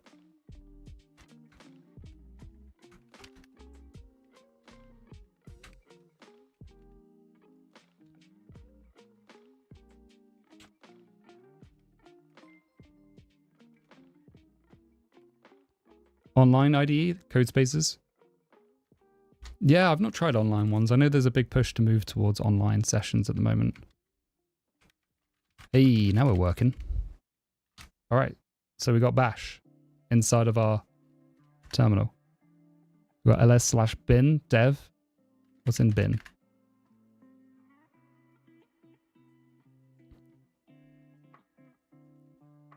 We got a few executables. Who? Oh, let's not do that. Who am I? Don't have a user. Clear doesn't exist either. ls. Home not set. What envs do we have? So we can't do much, but we have bash in the terminal. So what I really want to know is, how are they doing this? What is the bash that they're running? No, this is running full on in the browser, Zax. It's not even connected to my local session. Like, you could do that with WebSockets. I have a project on that that I've been working on. But the problem with it is you have latency. Can't fork.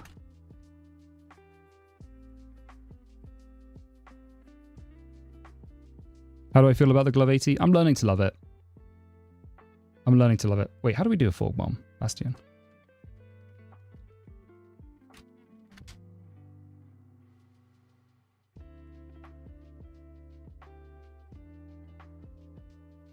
Yeah, this space. That's something to do with the text, I think, or the font. Or like the window's not... Okay, let me... I can't copy that. Hang on. Let me go to Twitch.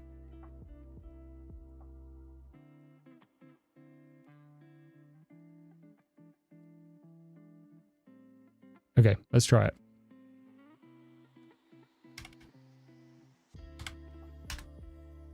Oh, I think it worked. The fork bomb.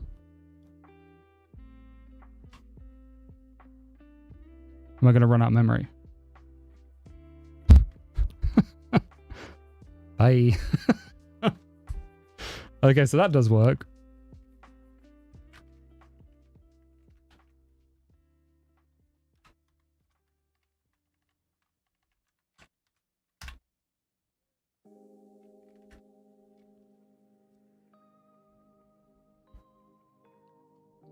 Why is there a space after every F? I've seen that before on problems on this. I can't remember how I fixed it. It's just something weird with like the default font, I think. Yeah, it's just something weird with the default font, or I can't remember what it is.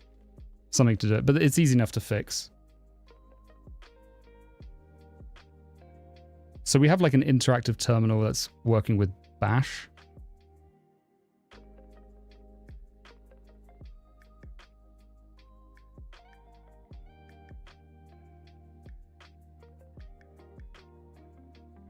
So how I've done this in the past is actually point it to a WebSocket running on Kubernetes with an Xterm. So you'd actually have a jailed container running on a Kubernetes cluster, and you can use the kubectl WebSocket interface to like just bind the two WebSockets together. Have I ever tried a ferry sweep or 34 keys? I have not tried a 34 key. I've tried the Voyager by ZSA, which is also pretty low. I think it's 34 keys and then the numpad and then an additional row. So I don't know how much that is. 48 maybe? Yeah, get core utils up and running. It is easy to install web fonts, but I have to configure the actual terminal. Xterm. Wrong mouse.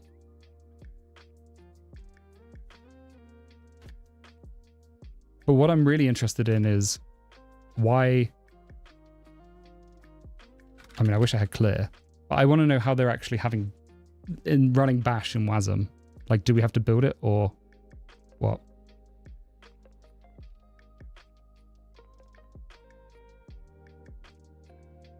Publish a package, I guess.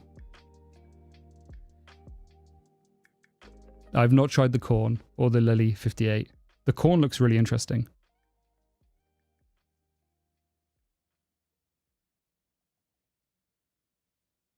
Does CLS work? Let me take a look. Oh.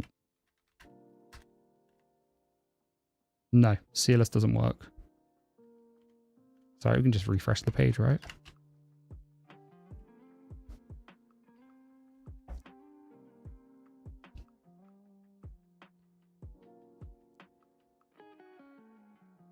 So you create a package using wasma init.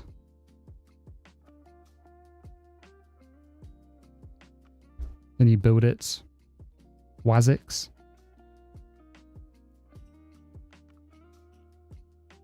Is it Rust only? But Bash isn't Rust.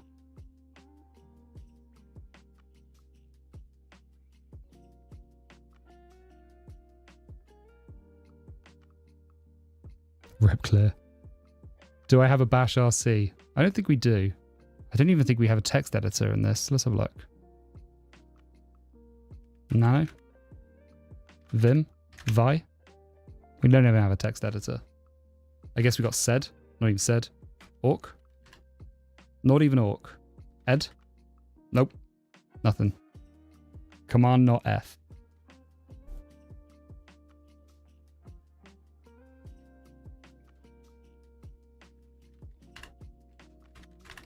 This one doesn't have clear either. Cat? We might have cat.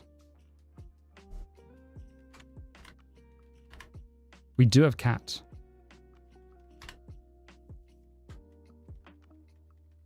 We don't have Control C though. So we're stuck.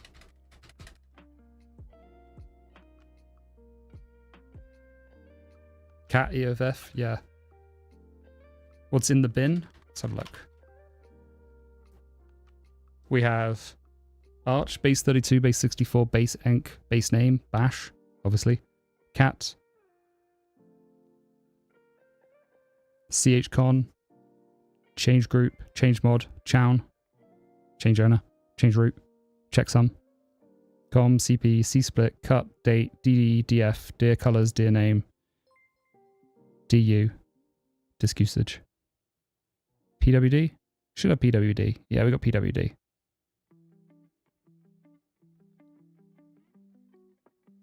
Join, install, host name, host ID, head, groups, fold, thumped. Do I have a /dev? Probably not. Oh, we do have a dev. /dev null. std, oh yeah, of course. std error, stdn, std out, tty, urandom, and dev/0. Yeah.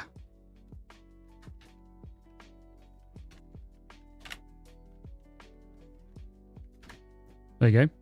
So we have a file system.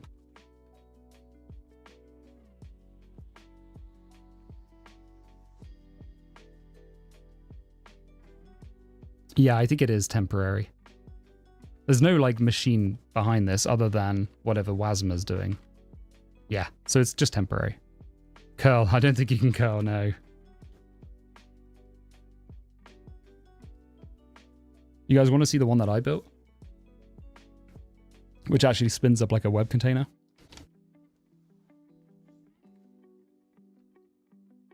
wget, definitely not wget. All right, I can get the one that I built.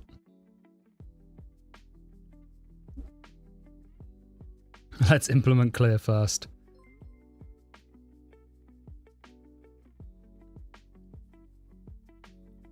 Let me just say thanks to all the followers recently.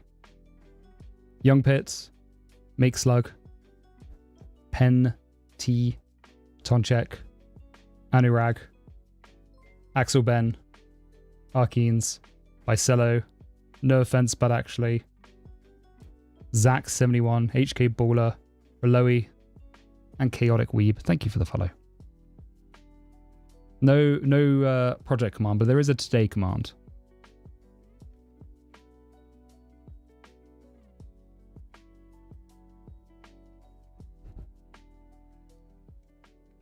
All right.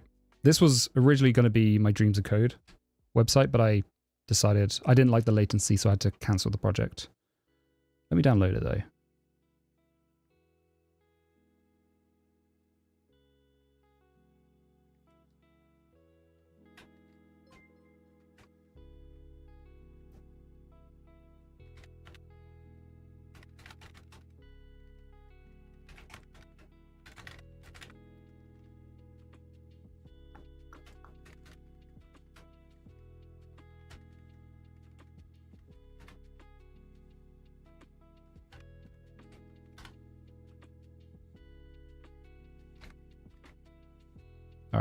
think.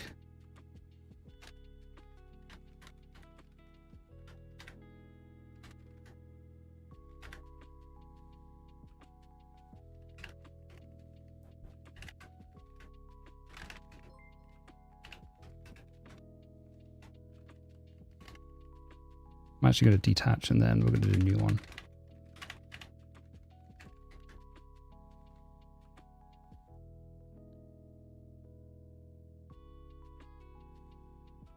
Yo, Chaotic Weeb.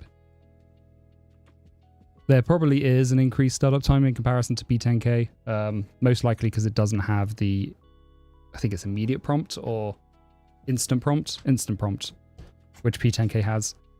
It's not like a real startup time difference because the instant prompt in P10K is a bit of a mirage or a bit of an illusion, but it will look like it's a little slower. Blitzterra, how come I have a Threadripper system but barely code with it? That's a great question because it uses a lot of power. It's like 200 watts when idle, which is insane. And I try to be power conscious these days. Also, it's really hot and really noisy. And with everything else, I get really sweaty with it. So I try not to use it too much.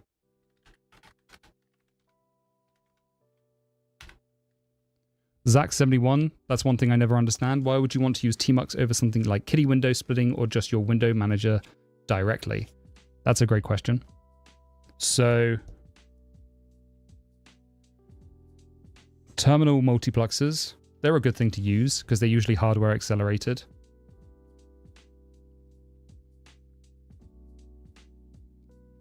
Instead,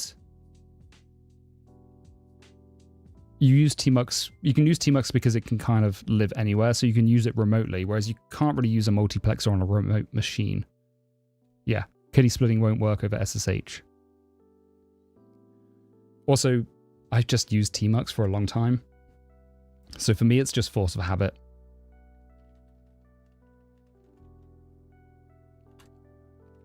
All right, let me try the API here. This has got like 3 projects.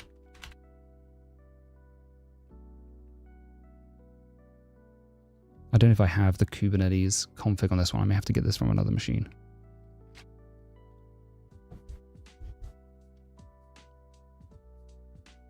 Yeah, remote co-op's pretty great.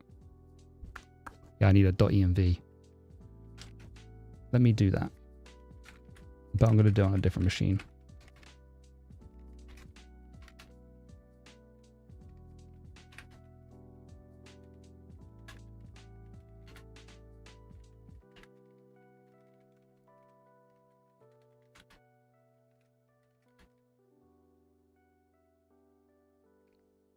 What's your solution for 16 color tmux over SSH problem? I don't think I have a solution for it. I think if you're over SSH, I mean, I don't really work over SSH most of the time anyway, apart from just like SSHing into another system. Carmen GH, thank you so much for the subscription. You're helping me bring my content to hundreds of thousands of people around the world and helping to support my dreams. So that is a 2-for-1. And I really appreciate you. Thank you, thank you, thank you.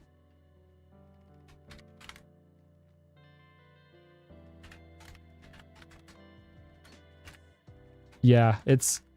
To me, I actually kind of like having my tmux configurations, or like having my environments different. Wait, do I have a .env anywhere? I don't have it on this machine. Thank you, Carmen.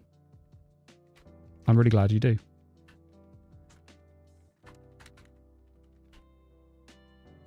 Just imagine more colors. I mean, it depends. If it's like a system that you own, you can... I think... Oh no, you're right. Maybe not. I'm SSH into another machine.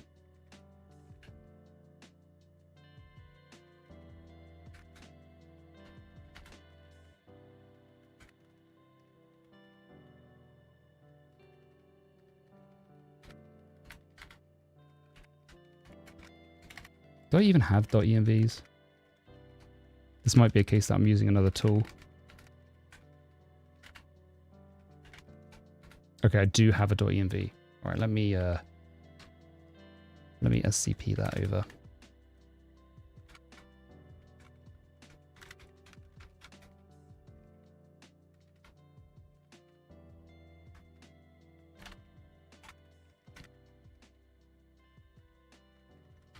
Sorry, this is a bit boring, but I'm working with secrets.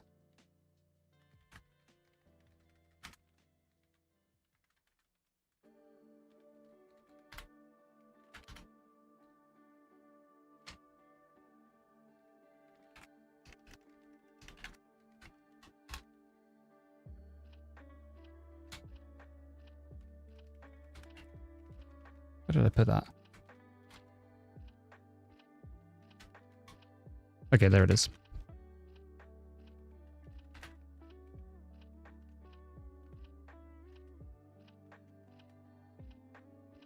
Failed to create term routes. No such file or directory. Okay, I need my kubeconfig as well. I do have some dot files. If you use the .file command, you should find it. Hey, call me Mr. Yogurt. How you doing? I should just call you Mr. Yogurt, actually. Probably turn off the hand cam if you're working with secrets. I'm not typing them out, just getting them from other places in a .env. So nobody should be able to reverse engineer them. Let's hope I'm not logging them out anywhere. Comma files. Dash files. Slash files. They seem to be working for some people. You'll get a whisper though. Hand cam keeps breathing. Focus breathing.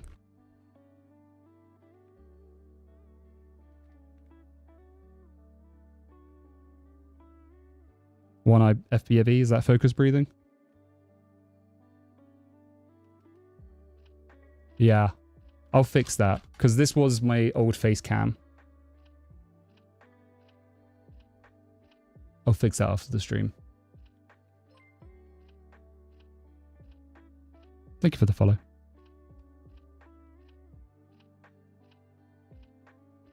That's a good idea for a YouTube intro. This is using NixOS.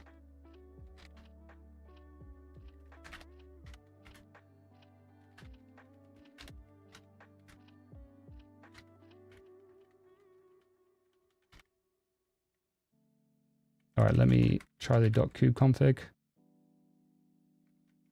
.kube is not a regular.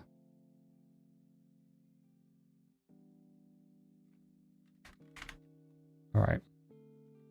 I'm just going to run this, make sure I'm not accidentally printing anything that I shouldn't be.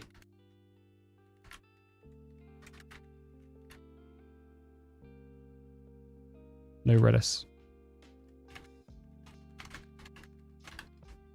Okay, that's good. So now we just got to start up a Redis instance. Which I don't know how to do in NixOS. Let's figure that out. A lot of people like the tmux status at the top. Try typing speed with the Glove80. I can do that again. I think we got to 78 words per minute. Helgi, thank you so much for the follow.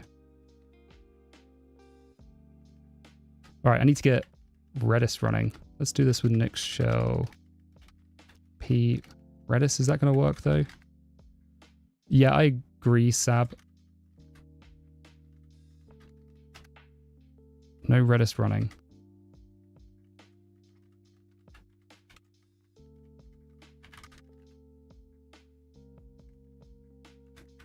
Oh, I don't want to type that out, do I?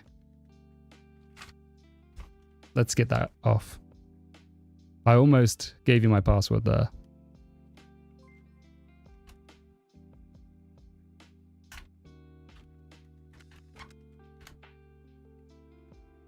Redis did not start.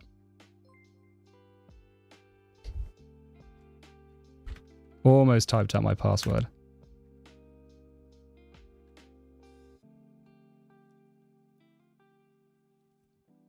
Guys, it's password 123, of course. One eye FBE, the status bar on Z-Shell is actually on tmux. Kevin, yeah, I'm going to be doing a video on Canita. I'm going to do a first one on escape, caps lock, and then I'm going to do one on home row mods as well.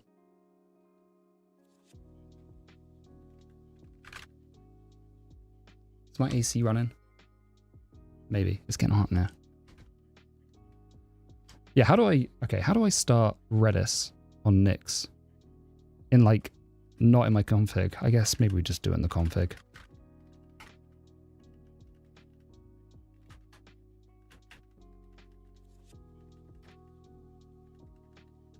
Let's add Redis in. Do I use the Cloak NeoVim plugin? I do not. Docker could work. Do I have Docker? Docker actually might be a better approach.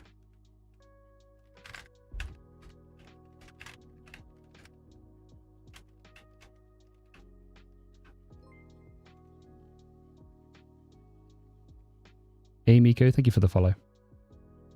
Hey Oshtub, how you doing? Oh, I found another mod actually, everybody. We found another mod candidate. He arrived just in time.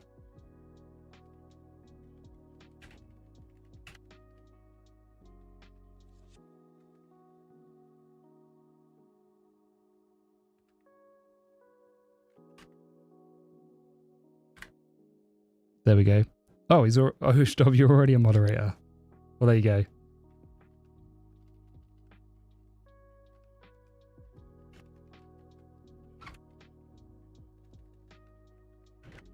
Also, hang on, yes, I got my port wrong, but what I didn't realize is we shouldn't be using Redis, we should be using Valkey. It hides ends when screen sharing it. Okay, I'm going to take a look at Cloak, because that's pretty cool. Unable to find a Valkey latest. It might not be. I think it is. I think it's maybe Valkey/Valkey.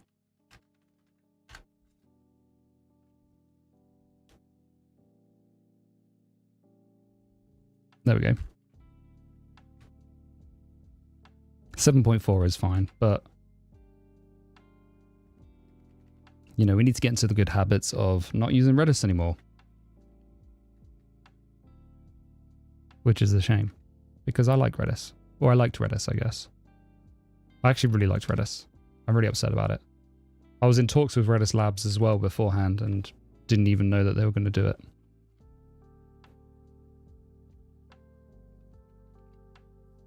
Do I have a Tmux session manager? I do not have a Tmux session manager.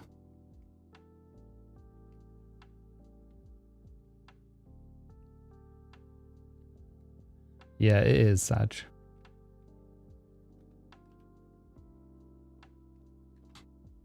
Okay. This will work now and it won't log any nvars.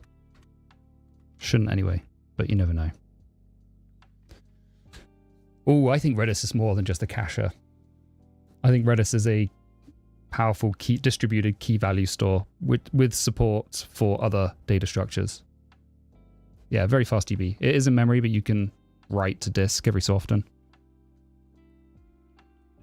It's not as stable as Postgres, but if you don't need 100% stable, I mean, most databases aren't as stable as Postgres, to be fair. Even MySQL isn't unless you use NoDB. Are you using NixLD in order to use NeoVim smoothly in NixOS? No, I'm using Home Manager and then using XDG config dir. Have I tried Zillige? I have not, Mr. Yogurt. And I imagine it does save you a lot more time. I imagine it's actually nicer to SSH into a Zillige box. But I need to try Zillige. It felt like the nano of... Yeah, it felt like the nano of like the terminal multiplexers. So it's not a bad thing. I think it's great for like beginners and stuff. And I'm sure it has a lot more features out of the box. Is that a burn? It's not meant as a burn. I think Nano has its place. I know Prime burns on Nano quite a lot. That's really cool, actually. I'm going to do a video on Zillige at some point. I've got like a couple of next-gen tools I want to do a video on first, though. Next-gen, modern.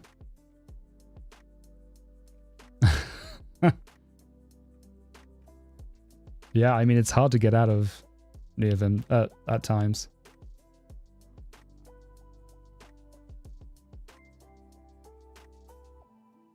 Thank you for the follow, everyone who's just followed, by the way.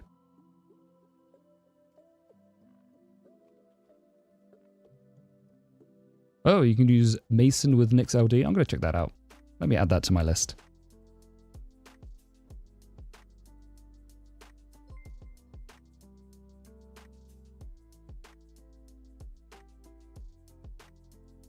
Call me Mr. Yogurt. Thank you so much for the subscription. You are helping me bring my content to hundreds of thousands of people around the world, and you're helping me to support my dreams. So that's a 2 for 1. I really appreciate you. Thank you very much. Thank you, thank you, thank you. So awesome, guys. All right, so we got the Go API server running. The next thing I need to run is the WebSocket server. I know I could have done this all in one, but I went with a microservices approach because I wanted to play with Socket.io and Rust.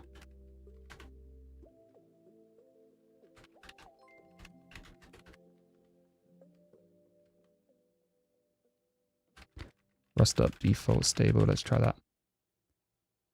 Well, what's going on? Am I getting like spam botted or something?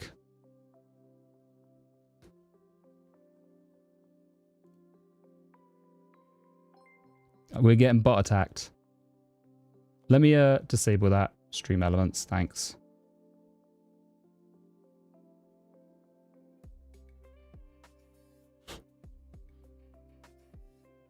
All right, did that fix it?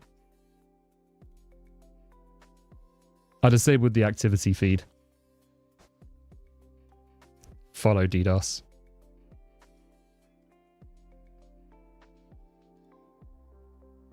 That's all right. I got the activity feed paused. Also post stuff.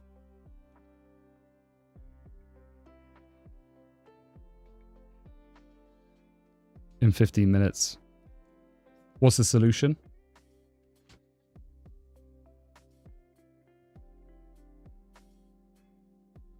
Well, if it's happening to Pirate, then I'm in good company at least.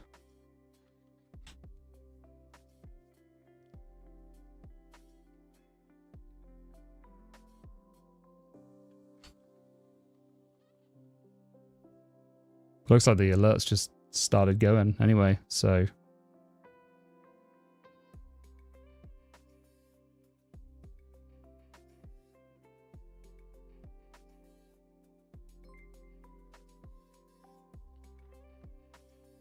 Let's see if they come back.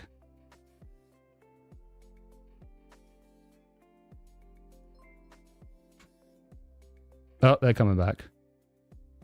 Let's pause it again.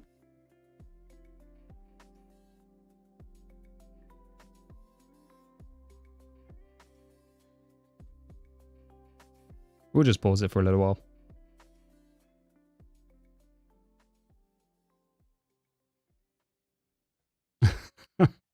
Yeah, it's all bots. I mean, it's fine. You just gotta... Yeah, they unfollow, follow, unfollow, follow. It's the same names going through.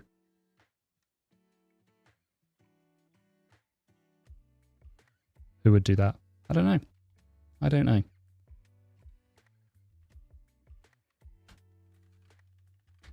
All right, let me just check again that I'm not leaking any credentials.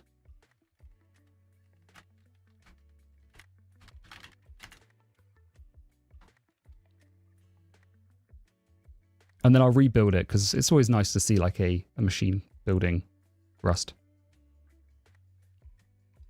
Resurrect is awesome. I mean, have you guys heard of the dead internet theory?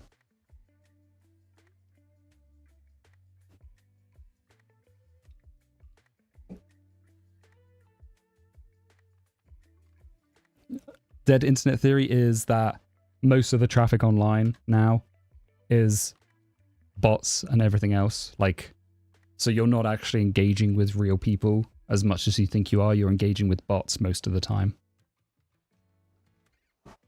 Promax, what would I recommend? I use Alacrity, but I have since 2017. There's probably better options out there. Who knows? I could be a deepfake AI. I mean, I don't think I am, but I could be just the simulation. All right, this is working. Let's cargo clean this so you can see it getting built, because that's always nice.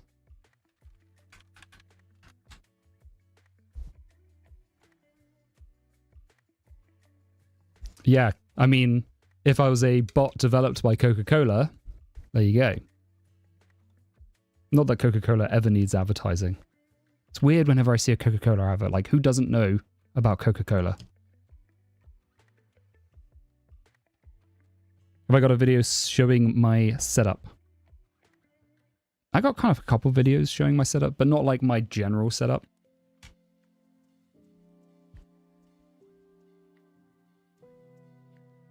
Ooh, foot is better for performance. That is a bold claim, Phoenix. I think it's better for CPU performance, but... And it re-renders dead pixels. Is it dead pixels? Well, it re-renders... I can't remember the term of it, but it only re-renders what it needs to. Foot is fast on CPU. It's the fastest CPU one, but Alacrity is GPU, which makes it even faster in my opinion. I don't know if I've ever seen comparisons though, to be fair. Foot is really fast for what it is. But if it had to redraw the entire screen, it would lose to Alacrity. All right, I think...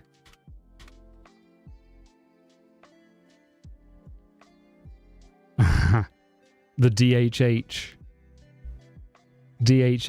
programming protocol. The DHH protocol is to promote Ubuntu as the best OS.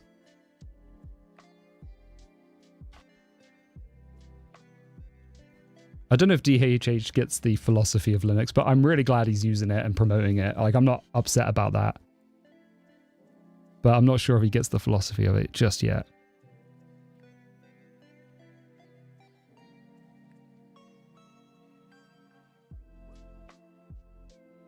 Someone hires you to write a CLI application. You have 3 weeks. You choose Rust or Go. Go. Always. Yeah, Go is going to be quicker. I mean, it really depends what is the CLI application, but Go is probably going to be quicker. Clap is awesome, though. Don't get me wrong. I love Clap.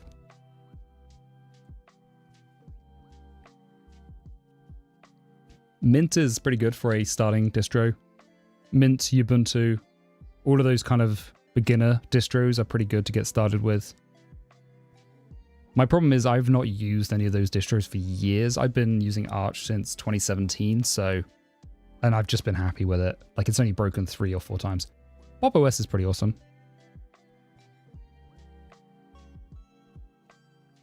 All right, so attach D is going. I don't think I need Kubernetes running because I have it. So now we can just run the web, right?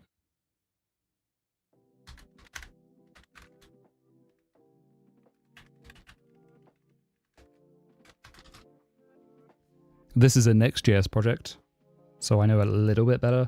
But I mean, I think this was my first or second Next.js project. Well, that's great.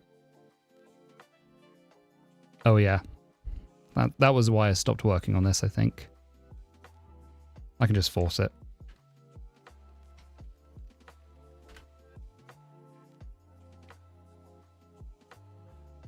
Python to build your CLI. The last place I worked at built the CLI in Python and then wanted us to maintain it. It was like, we're just going to rebuild it.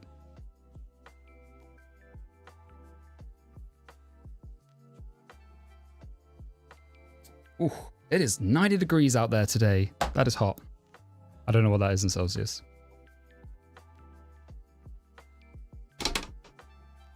Almost lost the laptop there. Oh, 16 Celsius sounds very nice. Okay, so this is a problem. Peer. So this is what I don't understand about this. Oh, it's just a warning, but high severity vulnerability.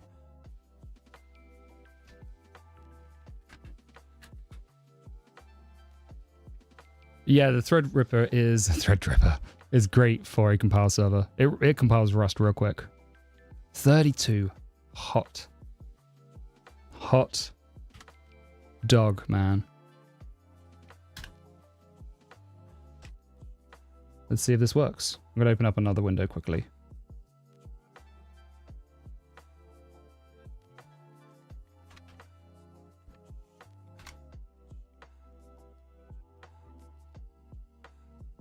It works, but what happened to my formatting, my styling? Okay. Secret is required. That's what happened.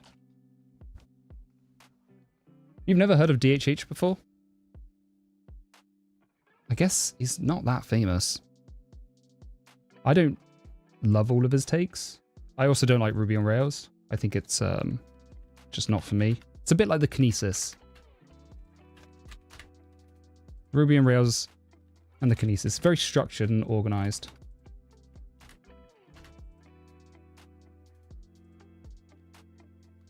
Freedom units. I probably did. He likes Rails, right? He's a Rails dev. But he doesn't use the Kinesis. He used the happy hacking keyboard, which is even crazier to me. That's the crazy thing. Like a tiny little keyboard. I gotta spread out. All right. Do I need another envar?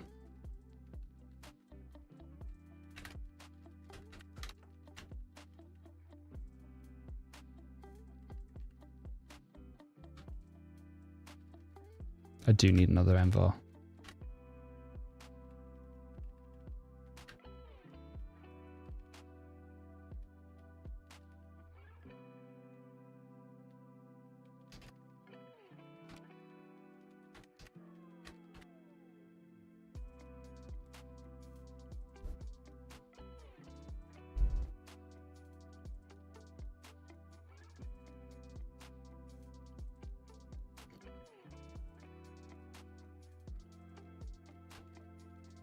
All right, I'm going to re-enable alerts, by the way. I think we're not getting botted anymore, but I've missed a bunch. So thank you to all the follows that have gone on. Sorry that they haven't been coming up. We were just getting spammed, but they're coming back on. I think we've given it enough time. DDoS might be incoming.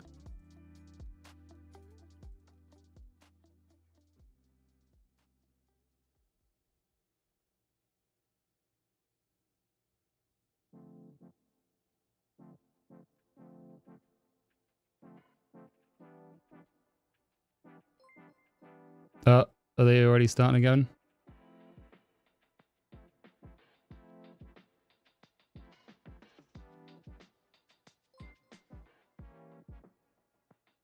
I think they're just like, they're in a queue. Can I just skip them? Do I have to skip through all of these? Oh my gosh. Yeah, because I paused them, right? That's a lot of alerts.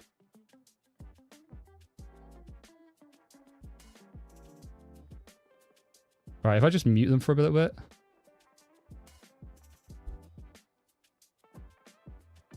Yeah, there might be a way to clear them. I don't know. I'm just kind of like stuck. I mean, I guess ruining the stream is some people's dreams, isn't it? Some people just like to hack things.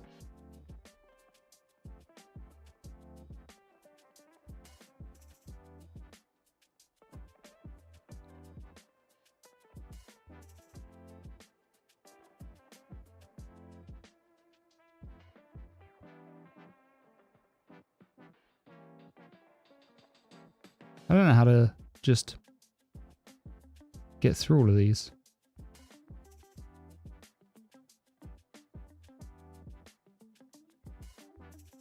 I wonder if it actually broke the browser. That's the interesting thing. We'll just let them go through. Muted.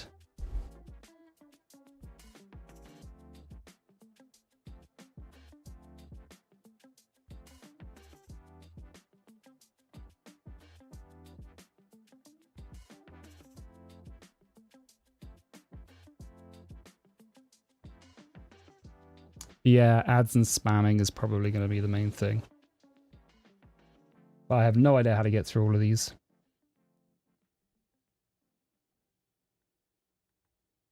Feels like a bug on somewhere else's issue.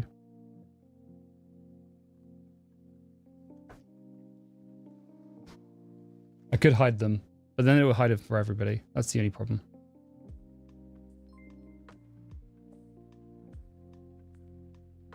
The only problem is they're actually in the same box. If I hide them, we'll lose chat. That's the problem. We'll just mute them. Mute them for the moment, and I'll keep a list on the stream, and I'll just shout it out. So Shadon 1711, NGT 07, Pendy Joe, Retro Black, Apolios. I think those were legit. Thank you all for the follows. Thank you for the follows. Everybody else, all the other ones that we've got to go through. We're just going to be here because there's a few. I don't have the keyboard set up DipoX. It is the Glove80 though, but I will get that added on. Hey Tim, how you doing? I have not tried Gleam yet, Chaotic Weeb. Not yet anyway. Alright, so this should now work. Let me test it on another monitor.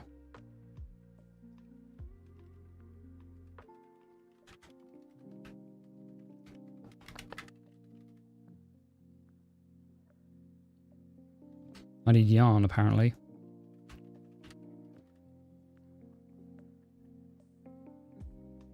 Or apparently I don't. Alright, that should be working. Let's see if that does actually work.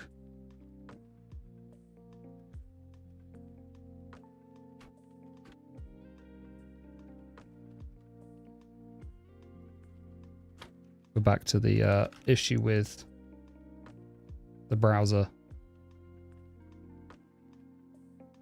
2 mice, yeah, one for the Windows machine, that is where OBS is. See, I think this is going to crash. Because look, it's not properly downloading a bunch of stuff. Well, it seems like it's working. Here we go. This was what I was building for my course website. It actually might be because I have dark mode enabled.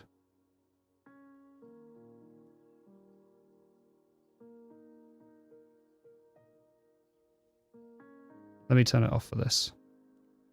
Let's see if this does work. So this is what I was hoping to do.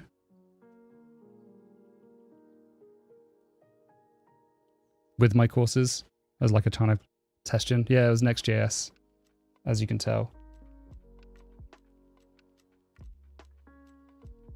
Self is not defined.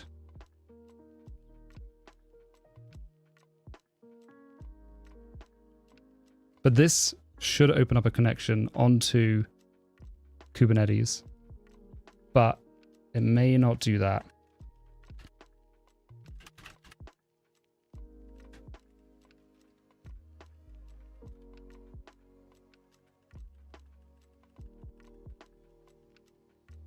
It also may be that I deleted the namespace to do that, so that's probably why we've got an error. Let me just move this onto another thing. I just don't want to leak something because I haven't used this project in a long time. Failed to deploy lesson. Terminals does not exist. Namespace. Oh yeah, we can see all this. So I haven't got my correct namespace in Kubernetes. So I need to set that up because I don't have any of this stuff. I think I have an infrastructure folder. I do. All right, so I can just deploy that quickly. But this is what it's meant to be doing. Problem is latency. So it like works fine locally, but it doesn't work very well when you open the stream and it's in 360p. How do I do authentication? Auth 0. Sorry, Tim, I missed that. Let me scroll up. Yeah, 360p, that sucks. Have I heard of the front-end framework Redwood.js? I've seen it used in a few large corps. Seems pretty cool. I'm wondering how it compares to the newest, hippest React frameworks today in the world. I've never used Redwood.js, but I might give that a go. Bring the code to stream. We will let you know if we find any secrets or passwords. I mean, thank you. I really appreciate that. That's like very kind of you.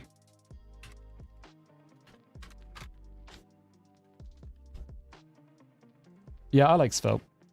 Svelte to me felt like it was the closest to vanilla web technologies. I'm going to do a video talking about HTMX at one point, but I know I'm going to anger people when I do. Because I think there's good parts and I think there's bad parts, and I want to cover both. Like the HTML over the wire movement is great if you only have a website. Yeah, Tim, Kubernetes. So I need to just check what's going on with my Kubernetes situation. Basically, I'm trying to spin up a terminal in the browser that connects to a Kubernetes container. However, I deleted all the namespace and everything, so I just want to make sure I can get it back. And I have an infrastructure folder. The only problem is I just want to make sure I'm not like doing anything stupid in here. I don't think I am, because I'm pretty good about not having secrets. But ever since I doxed myself on stream, I just want to be a little bit more cautious.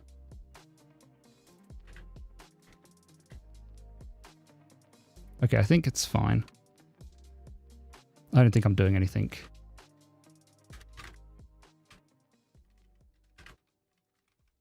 So this is my infrastructure folder anyway.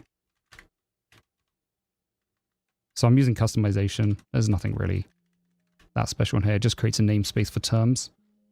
The only thing is, what was the name of that namespace that it was complaining about? Failed to create pod namespaces terminal was not found. What is the namespace? Okay, it is terminals. So I think we can just apply this.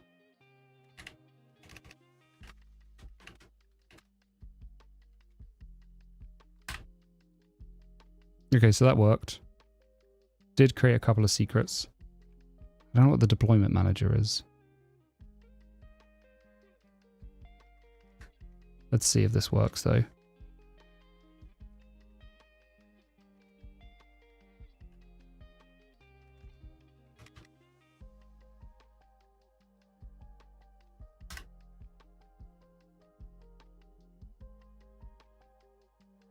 Connection established. Okay, so this may be working.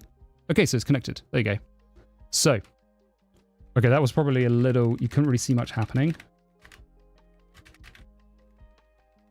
Let me just change my Kubernetes namespace so you don't see, because I don't want to just show my media center one, because I don't know if Twitch is going to ban me if I do that, because that might be promoting downloading Linux ISOs.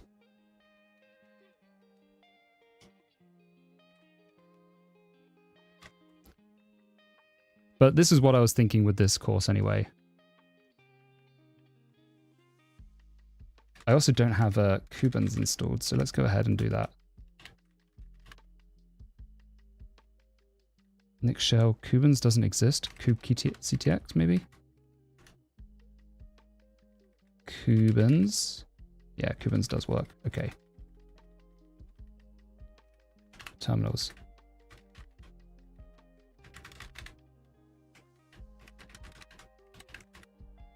All right, so here we go.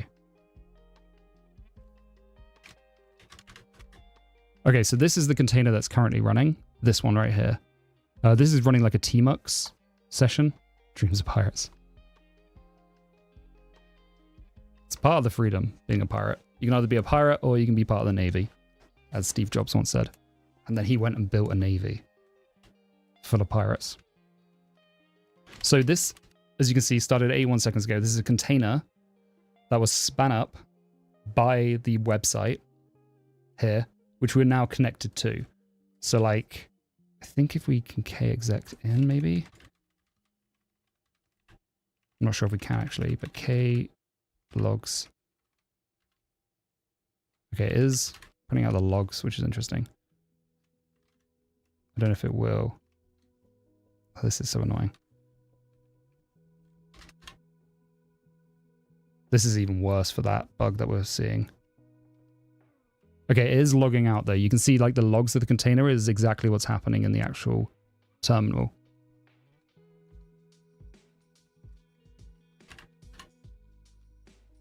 So you can see we're definitely inside of this terminal, inside of this WebSocket connection in the browser, or inside of that container.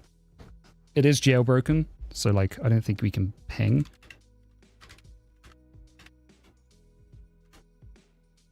Yeah, ping doesn't exist. And you can't install or anything like that. Jailbroken, not jailbroken. It's like a network constrained.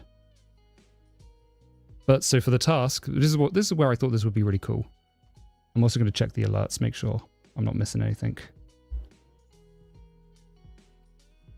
Doesn't look like I am. Good.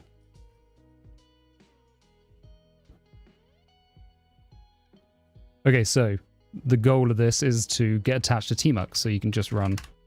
Oh, this one also does have clear. Wait. Clear support.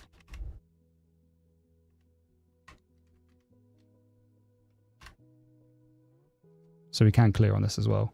You can probably fork bomb, and you can do RMRF if we want. Let's just do it. Can you guys see that? It's a little bit small. Let's make that a bit bigger for you. Let's see what happens if we RMRF.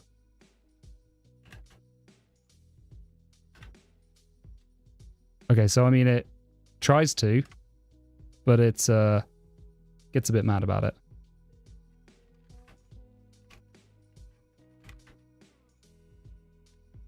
Fork bomb it. We can fork bomb. Host network allowed. Can you access IPs outside of the cluster IP ranges? I don't believe so. I think I'm using Istio to constrain everything, like last time I remembered. Sudo or scaredy cat. It's a container. I'm not scared. All right, let me do the fork bomb. Let's see if I can destroy my cluster.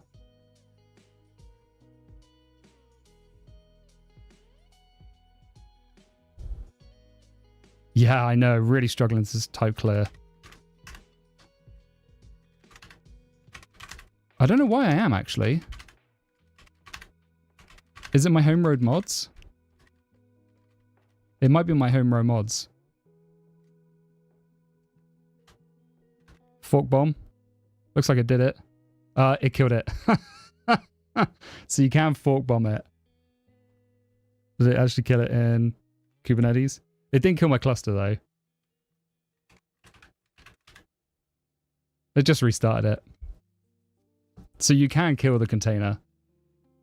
I don't think it has automatic reconnection, though. You just refresh, though, and it will just create a new container for you.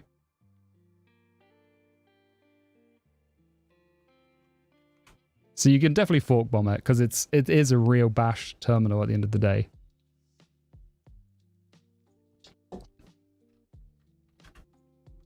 I don't think you have sudo access. Yeah, there is no sudo. Whoever said to use sudo, you can't. I got rid of it.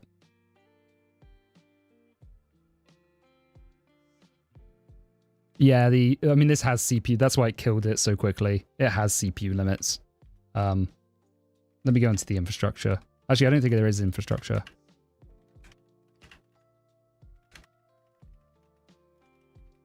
I think it's attached. Is it attached D that starts it up? I think this maybe does.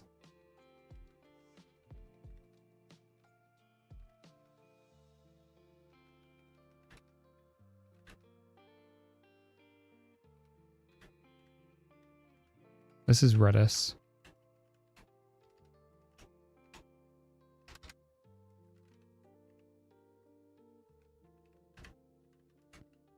So I think this is what deploys. Maybe not. It's going to be Kubernetes, maybe. It's been a while since I looked at this code.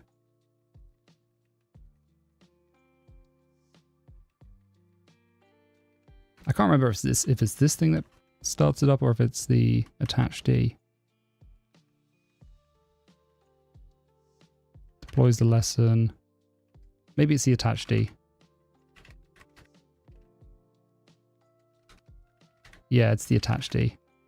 This just stores that you're actually starting a lesson. It gives you a token so you can actually run. so this should have a pod limit.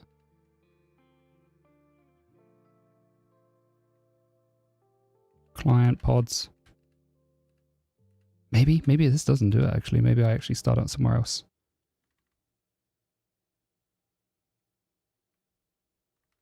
Thank you for the follow, Mahmoud Halim. Let me just search for requests.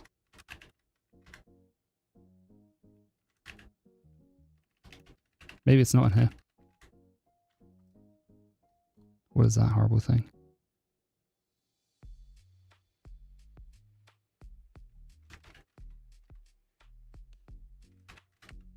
Yeah, you don't set CPU limits, you set requests. This code isn't even that old. I have no idea where anything is.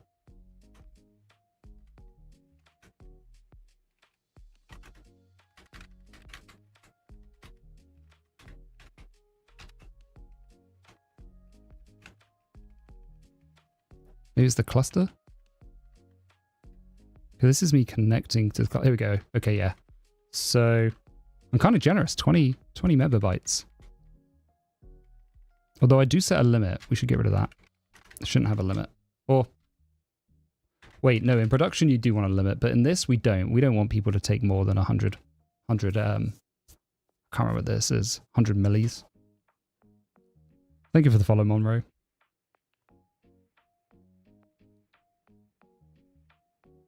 I actually think... Are we still going with the spam? No, it looks like we're going... Good, I'm going to unmute them. Unmute the alerts. Thank you for the follows, everyone. Love Eat Pancakes. Monroe. Avi Santos, thank you so much. Thank you, Monroe. Yeah, definitely CPU limit in prod in this case. Because you just... This is like users, so you don't want them to get any more CPU than they're allowed to. But yeah, there are limits here. I mean, this isn't going to make it anyway. Have I considered JS Linux? What is that?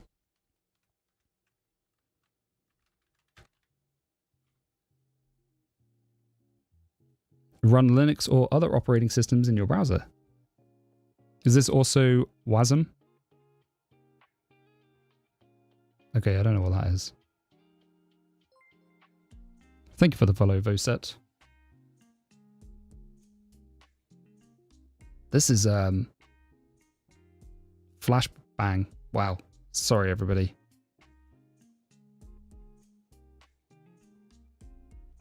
Right, let's turn it off for this site.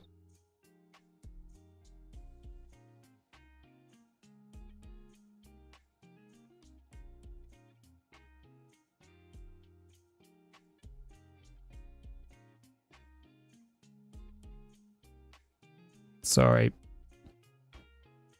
Okay. So this Alpine Linux though? Ugh. I guess it's the only way to do it in memory. I mean, the idea of this was that you should be able to just... Now you're inside of Tmux. Oh, scrolling does not work. Also, the size isn't great. I mean, this was beta. This is alpha software. So give me a break, everyone.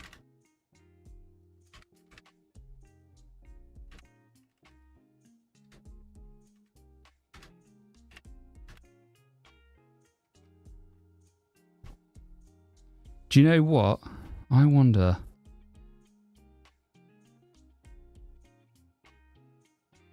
Maybe this isn't... Maybe this is something else that's causing me an issue.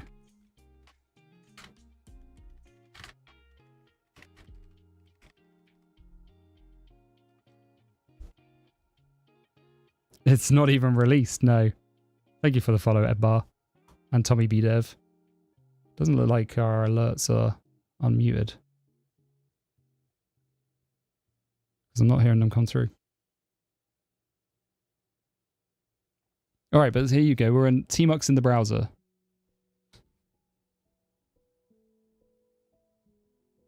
Tmux in the browser. And it starts up a nice, you know, container. Like, why is it working now perfectly? It's so weird. Okay. Still can't type clear. Corey911, thank you so much for the follow. All right, so nice. Now we're attached. Let's detach by pressing Control B followed by D. And there you go. Now that we're detached, you can reattach by typing in tmux alias. Yeah, an alias would work. There you go. So that was kind of what I built with this, of like, you can connect to a running container and actually learn to do tmux with that container. The only problem is that GKE, EKS, or else? This is actually my own home lab, just for development purposes. So yeah, it's running on a home lab. I have it in behind that door, that brown door, basically, the one with the brown rim. Yeah, we'll get a home lab video soon. I need to do one. That's the whole point of starting that channel, was to look at more home lab stuff. How am I planning to prevent sandbox escape? I don't think I'm going to release this, but I have a lot of security practices on the actual container. So non-privileged mode, running as a non-privileged user. Sorry. No network connectivity apart from ingress on the WebSocket. That's it. You can't actually connect to anything else outside of it. But yeah, there's probably more security steps I need to take, or would need to take. Safe terminal? Yeah, that's a good idea. How to actually do like safe jailing.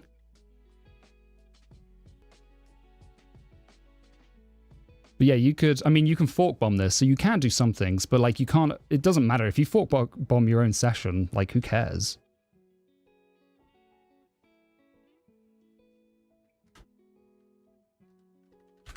Like if you want to break your own tmux learning experience, that's fine. You won't break other people's though. That's the main thing. You just want to make sure.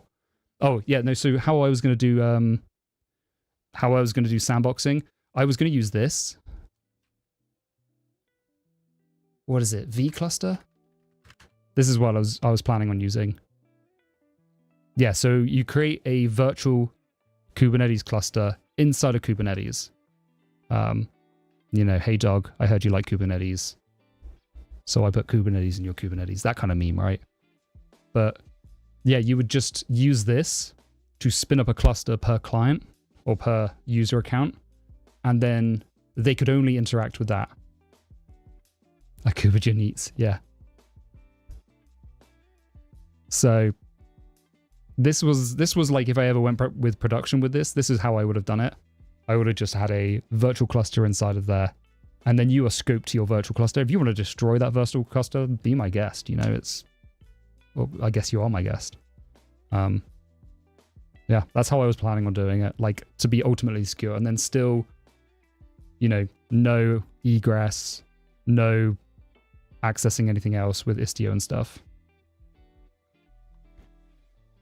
Yeah, building your own server is cheaper in the long run. You have to have redundancy though. Like if you have anything in production, you gotta have redundancy. So like, you need to have redundant power, which is great. I have redundant power, and it worked when we had a power outage recently, but I don't have redundant internet, so I'd need Starlink as well or something. And not only that, you're going to have latency as well, because you're not going to get the best connection. So as long as the latency is fine, for me, it wouldn't be fine if you're, you know, accessing a terminal. Wham Mellow, why would you put Kubernetes into Kubernetes? There's a lot of different reasons why, but like if you want to give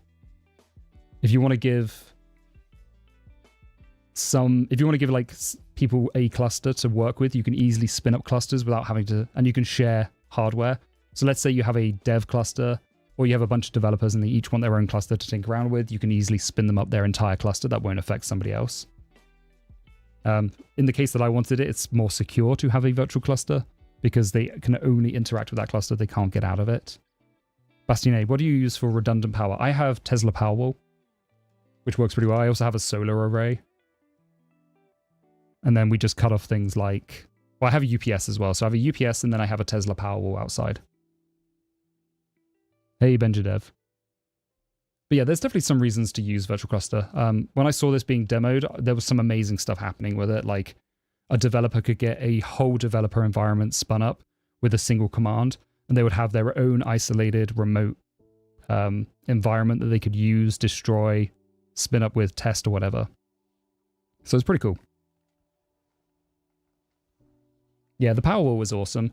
My solar array didn't work properly, though, when the power went out, when it's meant to. So I'm trying to get the solar company to fix that.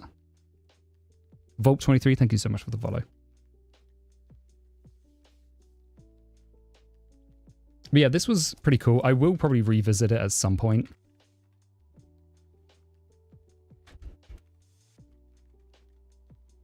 How do you do redundant internet? So best way is probably a hard line into something like your standard ISP. And then your second best would either be cellular. Cellular's okay, but like towers can still go down if your internet goes down where you are. So the next best thing is going to be Skylink, where you're just connected over satellite. But it's expensive and it's slow. Well, not slow, but it's expensive. So then you have dynamic DNS, or you just have systems that detect when you've swapped over to a redundant power source, and then you just update your DNS records. So that's how I would do it. 2 is fine. 3 would be better if you had 3 sources, but 2 is probably okay. If like your satellite goes out and your main internet goes out, then something's going wrong in the world. SLA with your ISP. I've got like business internet, but I don't think I have a good SLA. I mean, they fix things first, but thank you for the follow, 21 Skyn.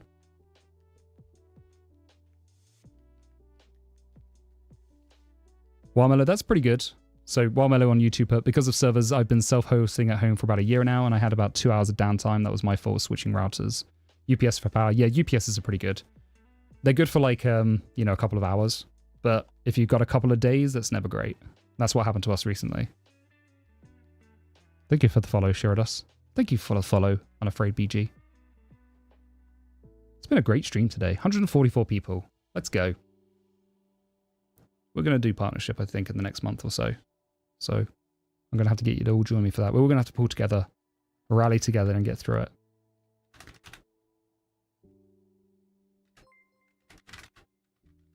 Still can't type clear. I don't know what that's about, but it's only in this terminal, because if I go somewhere else and I type clear, not a problem. Could do this all day. So I don't know what that is. It must be some delay lag. Right now I have a 10 kilowatt battery, which should hold up for about 10 hours. 10 kilowatts pretty great. That's a lot. My Powerwall was only 27. So that's like a third of it. Yeah, I think it's latency. I think it's latency with my key bindings. Copy and paste it for later. I mean, that's a great idea, Ligma. That's how we should do it, really. Just keep it in a buffer. Just going to check the music, because...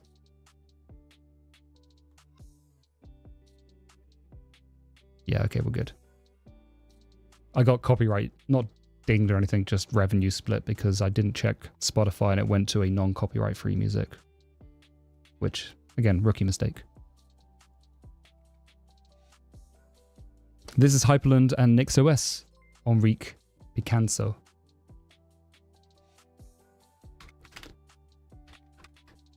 Right, I guess we got Bash working in the browser, and I showed you how to get Tmux in the browser, so that's pretty cool. Does anyone want to see like the actual code for this? Oh, so slow. DD is such a great tool, Paranoia. You can use it to do some amazing things. Do we even have DD actually on? Disk Destroyer. That's what it stands for. Oh, we do have DD. Maybe we should not be doing that. How is the connection established between the browser and the container? That is a great question. WebSockets. All done using WebSockets. So Xterm has a WebSocket component, but I think I override that so I can do a man in the middle with like the actual commands. But I open up a WebSocket connection to my service called attached D, which is this Rust service running Socket.io. I think I use Socket.io, which is what that video was on. Thank you for the follow, Magnus Muskelbunt. Magnus Muskelbunt. Thank you for the follow.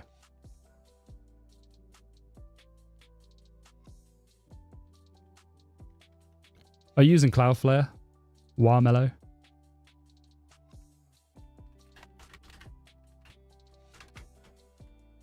So yeah, this is the kind of the WebSocket handler. And this is just using Socket.io Oxide, which I did a video on. This was around the time I was building this.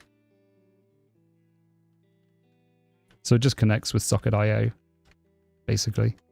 And then just passes the data through. Has a man in the middle so I can intercept, like, if a command takes place on the server, of course, because you should never trust the client. And then it just updates the WebSocket of saying, hey, okay, you've moved on to the next task. So that was the goal with this. And I thought, like, there's a lot of other things you can do. Like, you can make this to be like incident response. So if you're a company and you run Kafka and you want to train your staff on how to resolve Kafka issues, you could build something like this. That was where I really wanted to go. Yeah. From the front end, Bastian?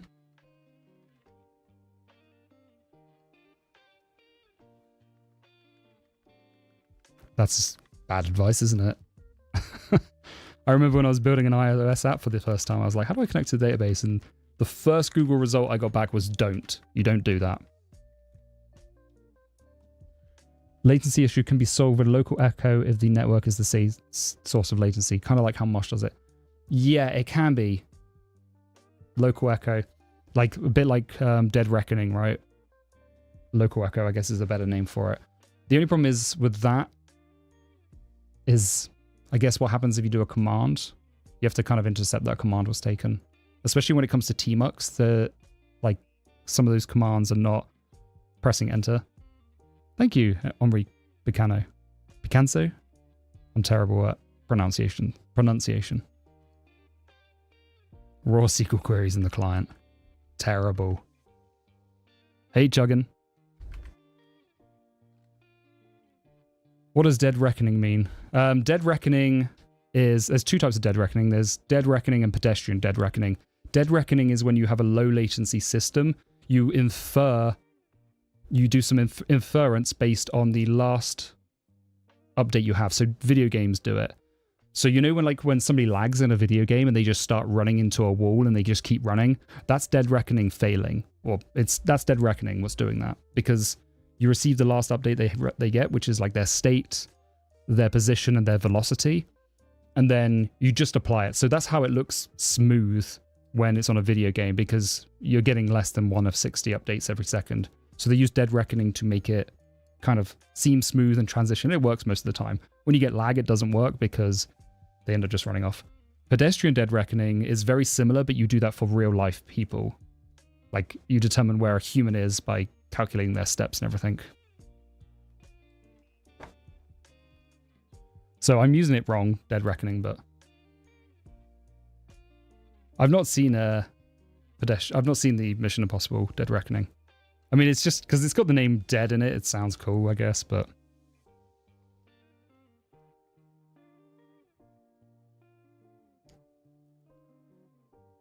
horrible games. SQL in the browser. What is the font? The font is JetBrains Mono Nerd font. Okay, I might have to give that a watch. Mission Impossible 1 was really good.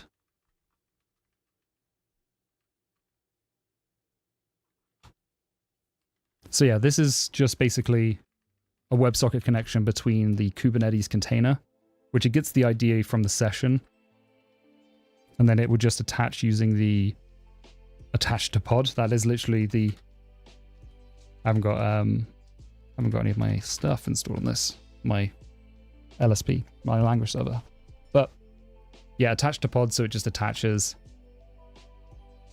And then it just pipes the two connection between the client and the container. So bit of a latency there. You could solve that latency, as somebody said, by using echo. The other approach is to just have these around the world. So you just hit the lowest latency, which is more expensive. That's throwing money at the problem. I don't think there's any other way to do it though. It's the problem with latency. Latency is like a problem you have to consider. You can't not consider it. Enrique Picanso, how is my NixOS journey going? Yeah, really good. I'm going to start doing some videos on it soon. Maybe in the next few months. I'm probably going to do one looking at Nix on macOS first. And it's going to be more framed about ditching Homebrew. And this is a better package manager. So, bit of a provocative title, but I think that will... Obviously, that's YouTube, unfortunately. You have to do sometimes a bit of a provocative title to get good videos. As long as you follow through on the title and make sure that you clarify your position. Yeah, service will be fast, but the client will be slow. I mean, I don't know if it needs to be too fast, though. But I need to test it across like a VPN and stuff. And I need to fix how to type in clear. But I'd love to do this. I think this would be really fun for like interactive courses. Or we figure out how to get Wasmer to do it, because that's also a absolutely fine approach.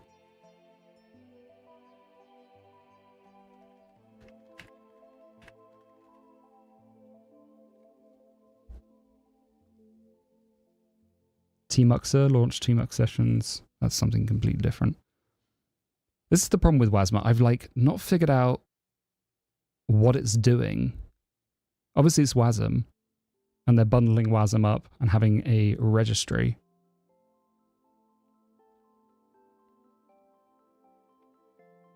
But if you ever look at the registry, it's kind of not great.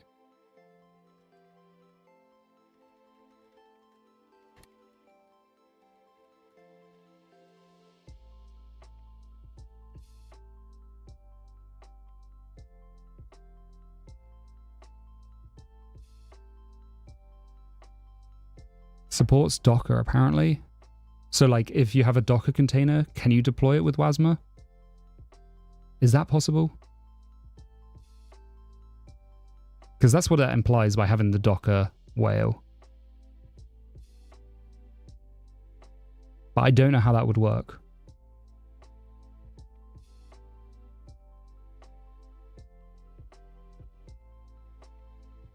Yeah, the only thing I don't like about NixOS, if any of your packages have failed to build or build from source and they fail, they cannot apply the changes to your config package list till they've been fixed. Yeah, that is a problem. Nix is great for dev shells.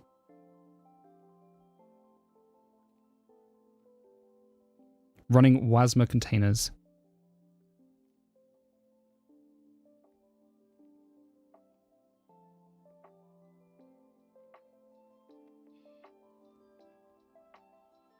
Features.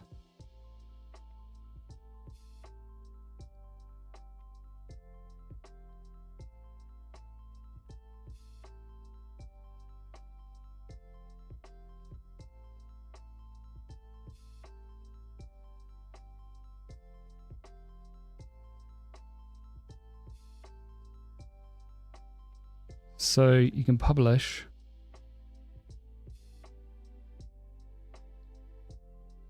WebAssembly package manager. I mean, it's cool that they're doing all this.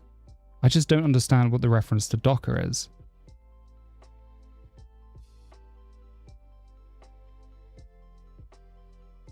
Maybe I need to reach out to somebody there.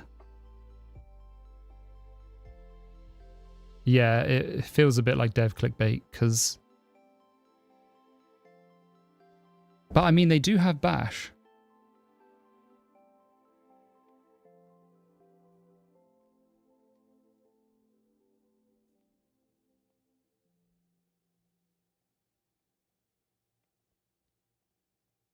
Tutorials. Interactive terminal. Markdown editor. Markdown render in Rust. I mean, that I understand if it's like, yeah, okay, you're getting Rust code in there and you're using Wasmer to do it. So my guess is the Bash. Well, let's have a look. Let's have a look at the registry and see if we can see the code. But I guess they've just written some sort of Bash. Hey, Mazin260, how's it going?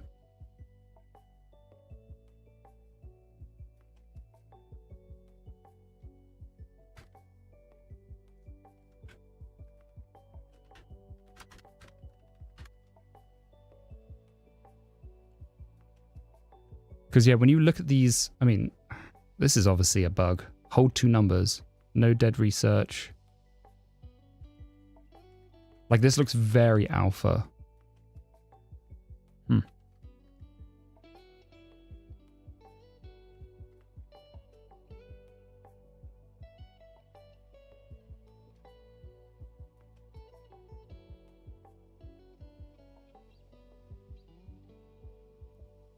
So they do have executables.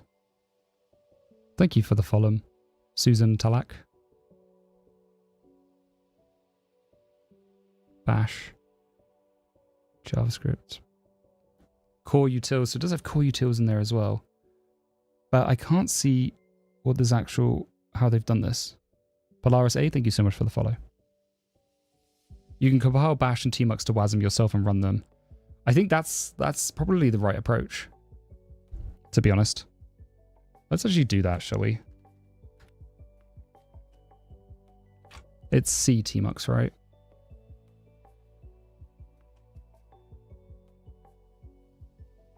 Let's clone it down and just compile it.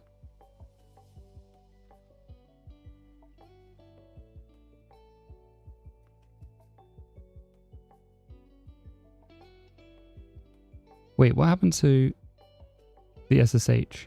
Oh, because I'm not logged in.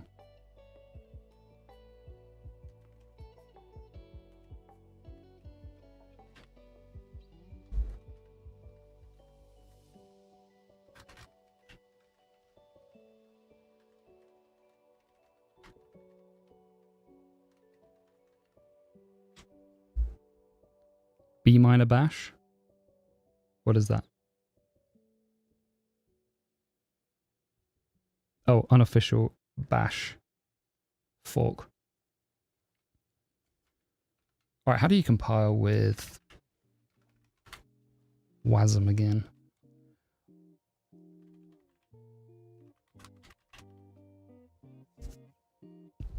C module.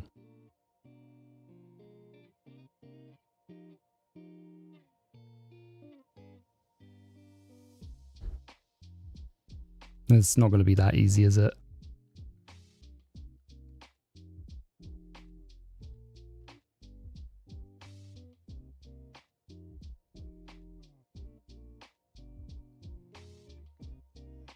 That's a simple hello world. WASI SDK /bin /clang. Clang, sorry. sysroot. Using the WASI SDK. Yeah, only on Z shell. I think actually only on OMI Z shell, which I still have enabled on this. I need to disable it.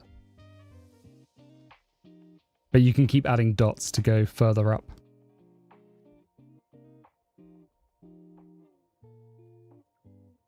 WASI SDK. What is WASI? Vagabond, thank you for the follow. I've never heard of WASI before.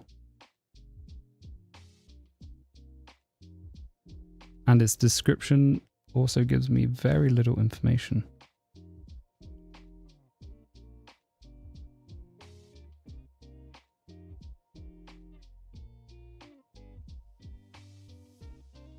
Oh, you found it. Oh, stop. Oh, they are using, okay, they're using WASM32 WASI. Okay, so it is a bit more changes than just compiling it. So I guess the option is like, do you just go through, wow, okay. A lot of changes.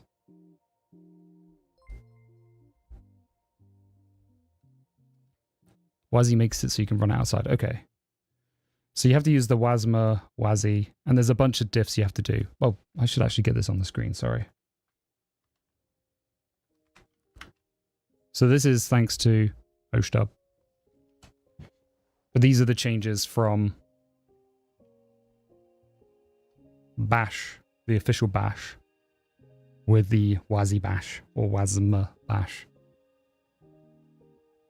So there's a lot of changes.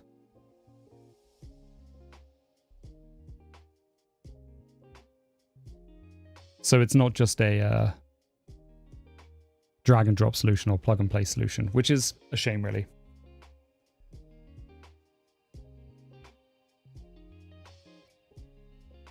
Because it would be the best option if you could just use Tmux in the browser, but I don't want to go through and make changes to Tmux. That's going to be long.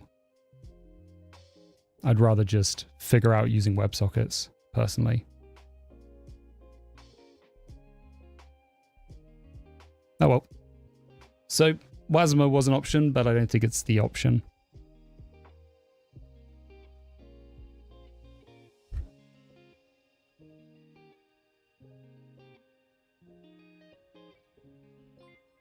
Thank you for the follow, everyone. What is this song? That's a great question. Let me get it. It is Soulful Shadows by Stream Beats by Harris Heller. Soulful Shadows, Stream Beats by Harris Heller. On the album Moonwalk. Alright, I've looked at Zelly J a little bit before. Let's actually see if it's good. No problem. I'm sure there's a way for me to actually do command song, which I'll figure out as well. I'm going to add that to the list. Every stream we get better. Kaizen.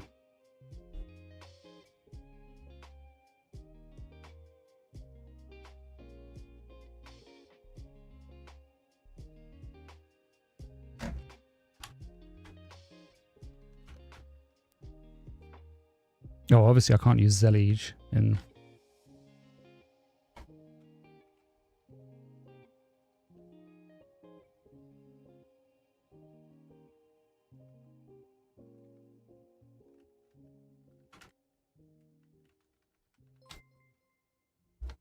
Thank you for the follow, that's Bruno.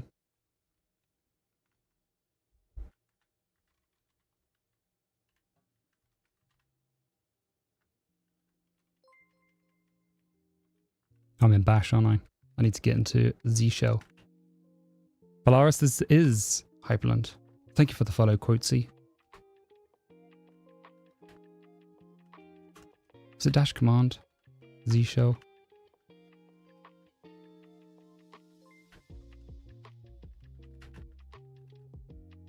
It is.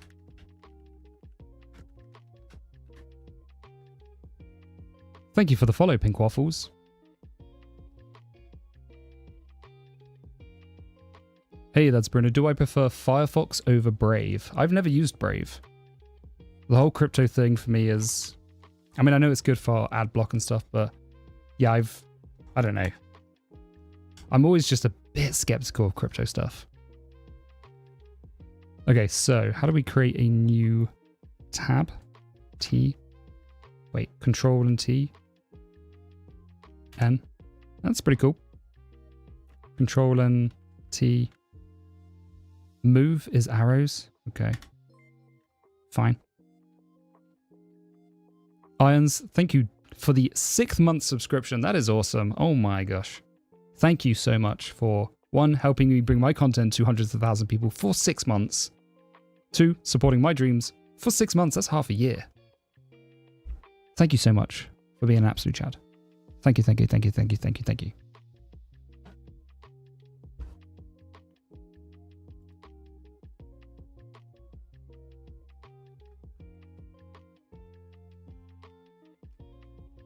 Does it not change my shell? So, okay. Zelije put me straight into there. Chidori is the name we went in there. Go CSA, is that a command to figure out what job I have? Because I am a YouTuber full-time. I guess I'm a content creator now full-time. I don't mind Bash. Yeah, it's nice that it does give you the little tooltips. I think that's really great for like first time. Okay, so panes, tabs. I mean, I guess that is more of a modern... Tommy B Dev, thank you so much for this subscription. You are helping me to bring my content to hundreds of thousands of people around the world, and you're supporting my dreams. So that's a 2 for 1. Thank you so much. Thanks, Ghost TSA. Yeah, it's definitely fun. I'm enjoying it. Polaris A, Oh my god, thank you so much for the subscription. Again, you are helping me bring my content to hundreds of thousands of people around the world, and you're helping me to support my dreams. No, helping to support my dreams. Thank you so much. I am not from the US, but I am based in the US. I'm originally from the UK. Okay, I don't know how to navigate in this. I guess I do Control P and then move with arrows. Teeted0, thank you so much for the subscription. Again, you are helping me to bring my content to hundreds of thousands of people around the world, and you're helping me to support my dreams. Nuvad, thank you so much for the subscription. We're on a bit of a hype train. Thank you so much for the subscription. You are helping me to bring my content to hundreds of thousands of people around the world, and you're helping to support my dreams. Adios ZSA, thank you so much for the subscription. You are helping me to bring my content to hundreds of thousands of people around the world, and you're helping to support my dreams. So that's a 2-for-1. Thank you, everybody. You are helping me practice it. I'm always better the first time I say it, and then I get worse and worse.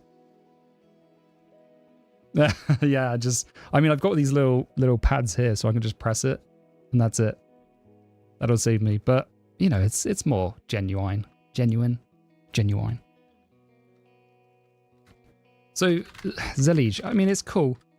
I don't know how to add things to it, but I guess I can always have a look.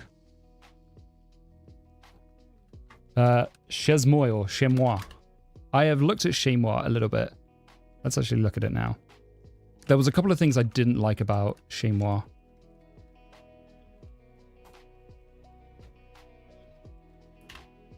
Thank you for the subs, everybody, by the way. I do really appreciate it. Okay, so Chemois. It's kind of cool. I'm still like I'm using Home Manager a little bit more nowadays, but Stow is still my go-to. And I did look at Chemois. A few people on my Discord mentioned looking at Chemois. There's one thing I just don't like. And that is that if you edit a file, it's not automatically... You have to use the Chemois edit in order for it to work. So I don't love that. Yeah, Chemois edit. Opens your editor. I mean, it's kind of cool, but I think there's some caveats, like if you edit it outside of Chemois, you have to like re-add it back in or something. That's the only thing I found a bit annoying with it. I could be wrong, of course, but that was my understanding. Chesmai. Yeah, Chez-moi CD. All right, again. Fun fact, Chez-moi means my house in French, I think. My home. It's a cool product. Cool. I mean, it's awesome. Yadam is also something I really want to look. Thank you for the follow, Sally the Goose. Chinese. Is it? I think it's French.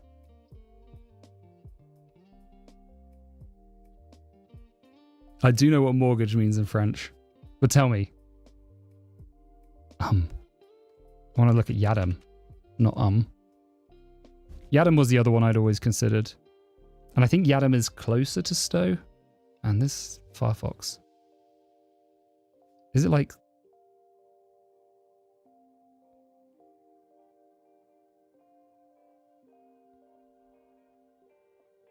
Nah, something's definitely busted. Death Pledge. Death Pledge. I thought it was like Death Measure.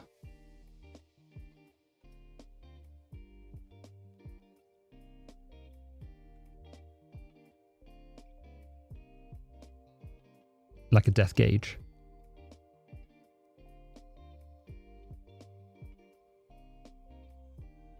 So how does this actually work? Yadam.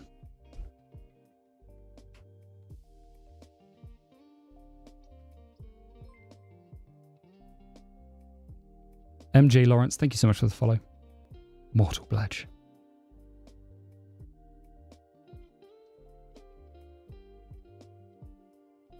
Ability to use alternate files. So that's the one thing about Stow that is missing. Alternate files based on OS or host. That's where I think Yadam has it beat.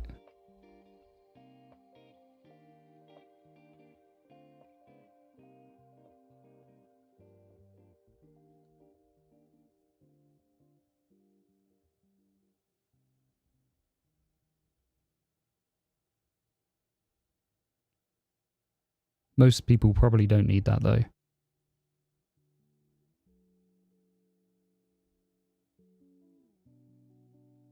Stow as go, although as the killer feature is broken on Linux, the storing an app in a single folder and having .config and .local under it.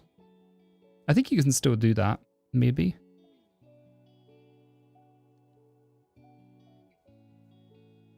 Yeah, that's one way of doing it, NixOS, by the way. A lot of people do that. And that works. I just have a raw dump of everything. Home Manager is really nice, but Home Manager is specialized, I would say. Because suddenly you have to understand how to figure things out in Home Manager. Yadam looks good. I mean, it's definitely more complex than Stow or anything, because you can determine based on operating system, but that is kind of cool. And I think you can do things for hosts as well. But at that point, maybe just use Home Manager. Hey, XX Sally the Goose, I need to add that command in. I'm going to do that right now. But currently using NixOS.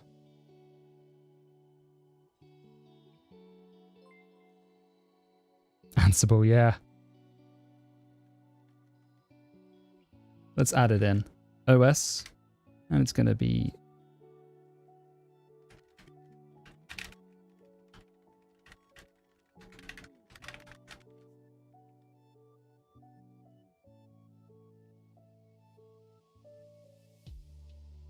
All right, I added that command in. Thank you for trying it, Sally. The goose.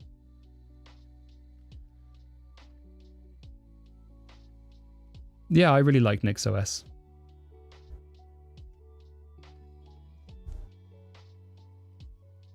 It's pretty fun.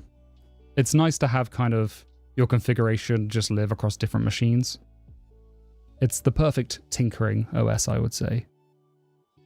And it feels a little more comfortable than like just ad hoc installing things. One thing I always found with Arch is periodically it's always nice to just reinstall it just to get back to a clean slate. You know everything that's going on. There's no mess, there's no cruft, there's no rot. That's one of the things I do find. So, I mean, it keeps your skills sharp because you're reinstalling it every so often. But with Nix, like, at least the rot is visible. You can go and configure it and change it and modify it, and you've got it in your Git history. So that's what I really like about Nix. There's things I don't like about Nix. I don't like how much it breaks away from FHS or whatever it is, or Linux, the Linux file system. Yeah, I have my own Arch guide, which is why I made a video on it, basically. It's a little out of date, though. There was some things I could have done a bit more of an update, but I really just did this is how I install Arch.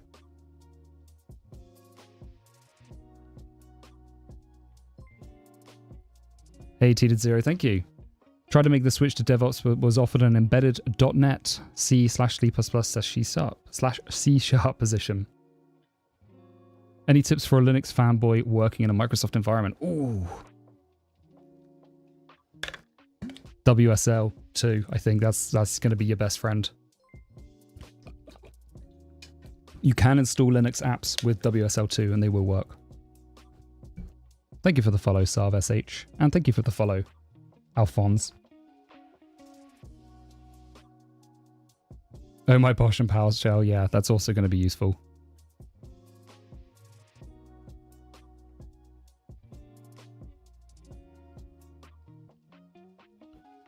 I'm going to give NixLD a little look after this stream.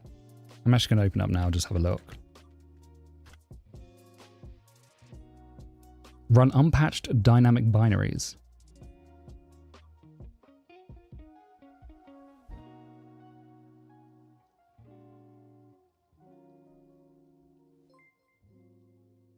Drama321, thank you so much for the follow.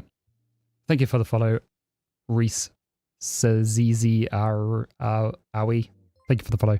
Thank you for the follow, Kleeman.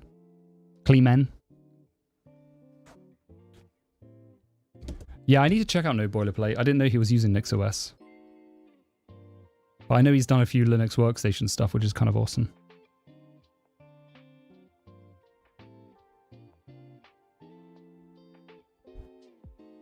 Compile the Nix packages, Nix Flake.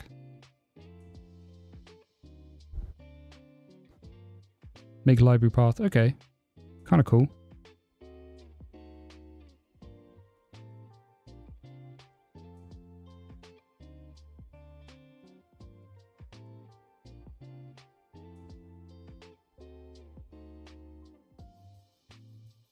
Yeah, Vimjoy is really good. Huh, interesting. I don't want to say skill issue, but I've never had Arch break my computer. That being said, I have had to definitely load up the installer to fix it. But I mean, that's part of the Arch experience, which is also why I never recommend using the Arch installer script, because sometimes you want to know how to go back into your system and fix things using the installer. Yeah, Vimjoy has some really good Nix content. What happened, Bastian?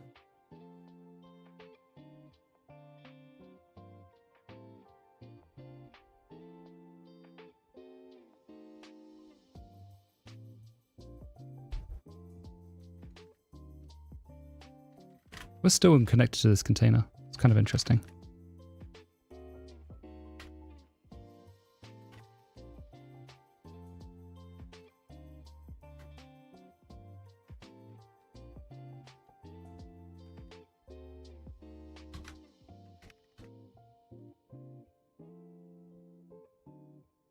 I don't know what is happening with this browser. I wonder if it's just because it's not happening on my main display, so I wonder if it's like some weirdness with the actual display itself, like the external display. ZZZ on YouTube, do I change my mic every week or something? Yeah, I kind of am, I guess. I have a lot of microphones, but this is the microphone that I use for YouTube, and this is my favorite microphone. Honestly, if I could only keep one, it would be this. This is the Sennheiser MKH50, but what I ended up doing is installing quick release, so I could easily just swap them over between my recording PC or my recording workstation and my streaming workstation. So now I'll probably just settle with this, but yeah, installed the quick release so I could actually move it around. It was either buy a new one of these, which is really expensive, or just install quick release. So that's what I went for.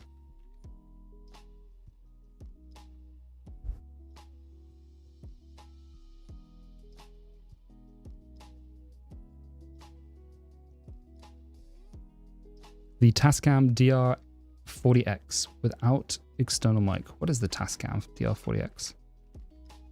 Okay, this is like unbearable. Let's see if I can just try and do another option here. It's still slow, but it's only slow. Only slow on this monitor. Do you think I got to log out or something? The same window on the actual display is fine. Don't know any screenshot patterns installed. Thank you for following, Aunt Lucio.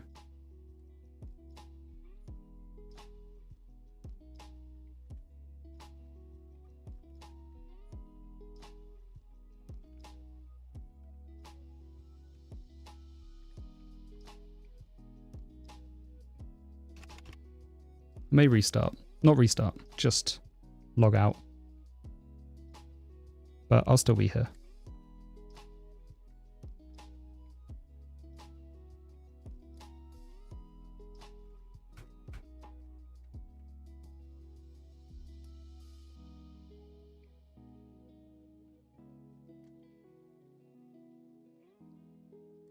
Yeah, BTRFS is awesome. I really like BTRFS.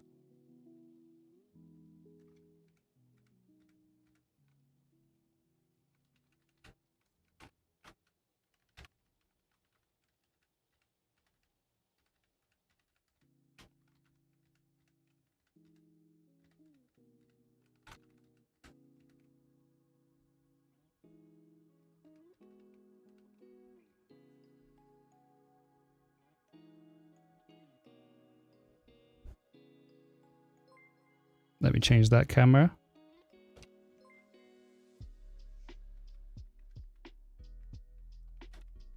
We're getting those follow spams again.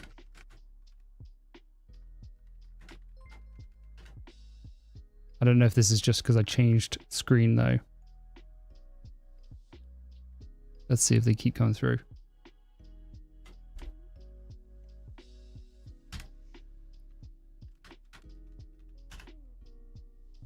That feels better, but I don't know.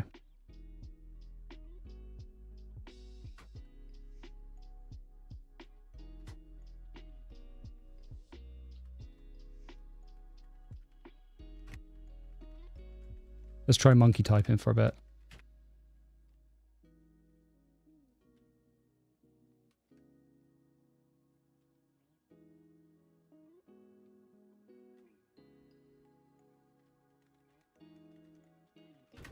It is Hyperland, Texas 97.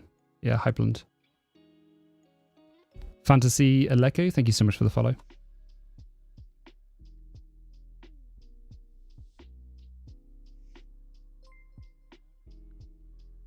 Trench Toaster, thank you so much for the follow.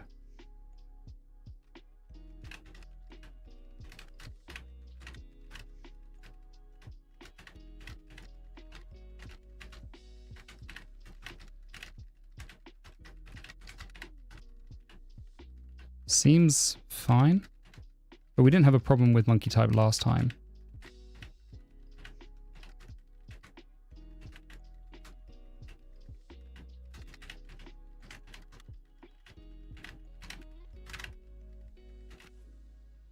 Still 78.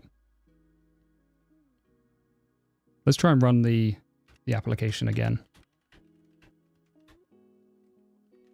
And see if it works now. Because it could have just been a log out, log in thing, which is kind of annoying.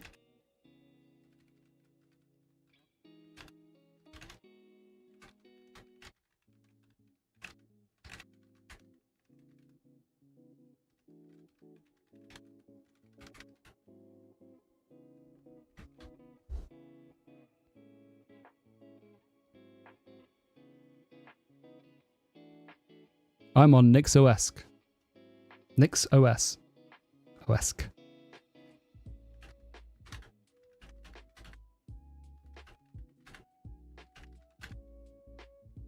Let me make this a little bigger for everyone, sorry.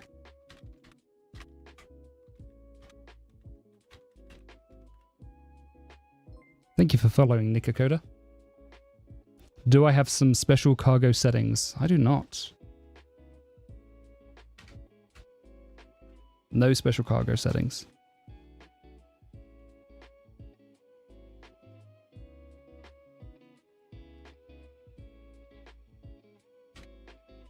Ads.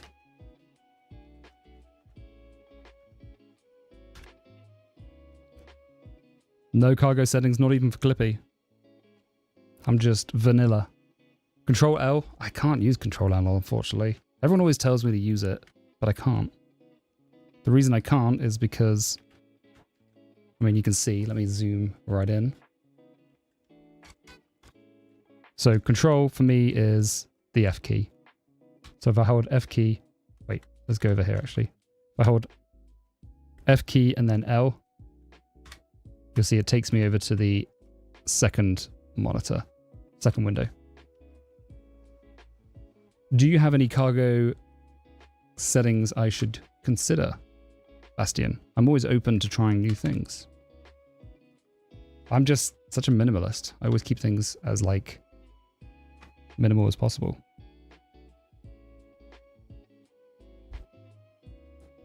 One error. Why? Thank you for the follow, Add Gaming Live. Control F? Ah, you would think Control F would be tricky, right? But Control F for me moves me forward. Let me just show you how I do that. So, this is where home row mods comes in. Yeah, you have control on both hands. So J is also control. So if I press J and F, Control F. So it's called home row mods.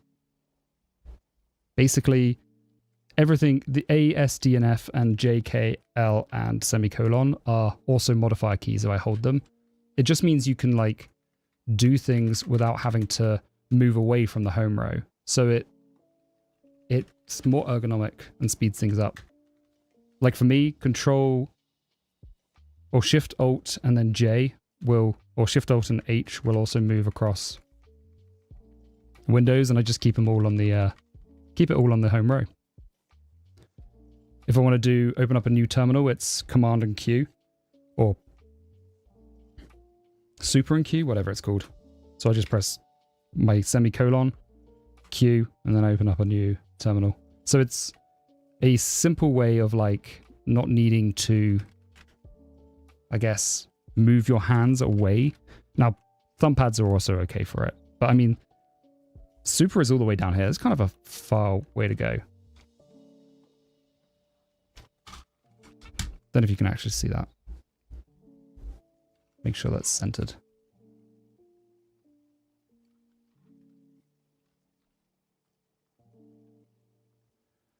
Did it take a lot of time to adjust to home row mods? Yes, but not. I think the biggest adjustment was there's like an input lag. So if I type in clear, you can see it just lags ever so slightly if you're on 60 FPS. So that was like the first thing I had to get over.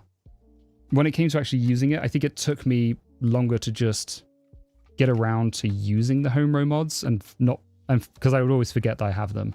So you just have to kind of force yourself to use them. One way to do that would be to disable the other mods, the dedicated mods. That's kind of hardcore, but it would get you to learn them pretty quickly. The Voyager keyboard helps for that because it doesn't have any mods.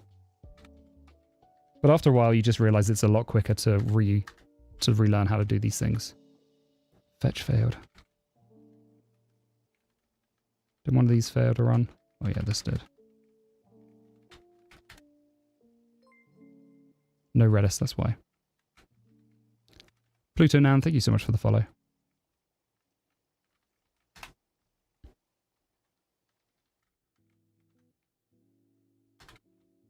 I'll do a video on home row mods soon. NixOS Bio, what are you using to do home row mods on your laptop? I use Interception Tools. Yeah, Interception Tools, Caps to Escape is amazing. Great tool for that. I recently moved to Canada though, which I think is a little better because you can do home row mods with it. Let me show how I got it set up on my Nix. It's actually in the configuration. So Canada is... Here we go. So this is Canada. It's Lisp based. It's actually written in Rust. And here is my caps to alias. So escape left control. Yeah, declarative keyboard. I'll show you I'm going to do some videos on it. I've got them written up. I was going to do it on Dreams of Code, but it just doesn't feel Dreams of Code. It feels more configuration based. At the same time, it is available for all operating systems, including Windows. If you wanted to, you could bind tmux prefix Control B to L to send through Control L. So that's a great idea, but Control B for me, I actually changed because Control B is another binding to head backwards. So if Control B will take me backwards through the prompt. It becomes a bit of a whack-a-mole. But I do need to find a new binding for clear.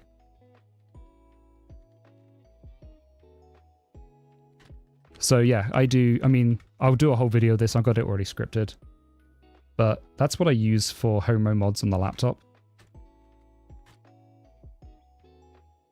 And it's written in Rust, by the way. Which is the new Arch, by the way. But this is it.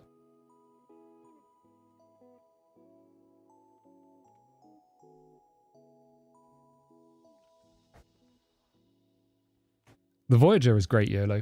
I really enjoy the Voyager.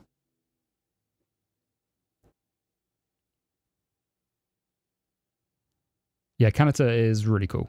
Really cool. The only problem with it is it doesn't have daemon mode by accident, so you have to do extra configuration. Left WM. What is that? What is that, DevOps Panda? Tiling window managers for adventurers.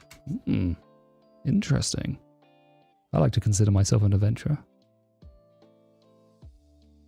They've changed from Tommel to Ron. Okay, what is Ron? So it's written in Rust, great. We know that means it's good. Designed to do one thing and to do that one thing well. Already like it. So if I switch to a laptop keyboard, doesn't it hurt?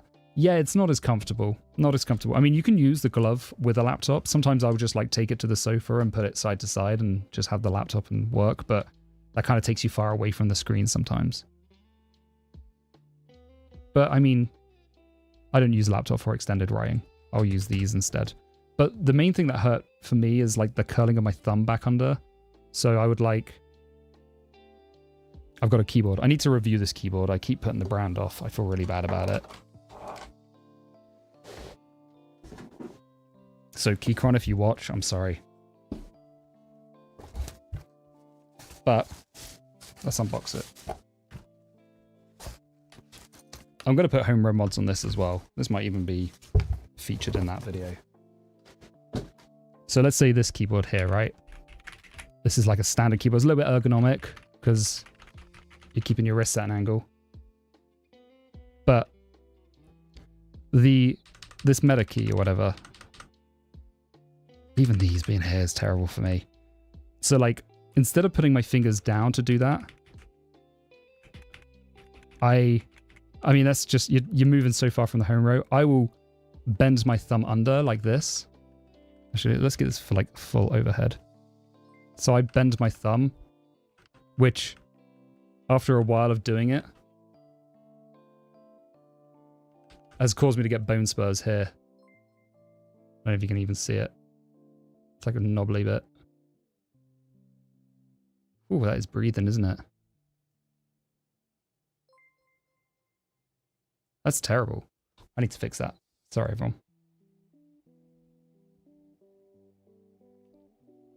Yeah, RSI. Focus breathing. Thank you for the follows, everyone, by the way. So, this is actually quite a nice keyboard. It's clicky. It's just...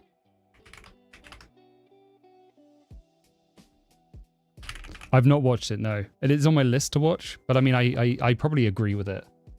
That's the thing. I love Linux workstations. I tend not to watch too many other tech YouTubers because I don't want to like color my content with the way that they do theirs. So I make a bit of a dedication to not watch other tech YouTubers, which kind of sucks because I don't watch other tech YouTubers anymore, but I think it helps me have a different point of view on content.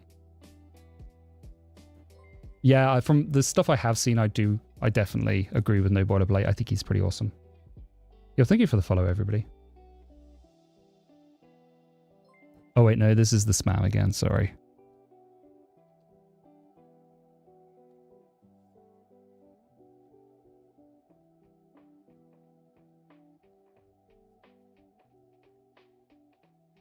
So left window manager, written in Rust, so it's good.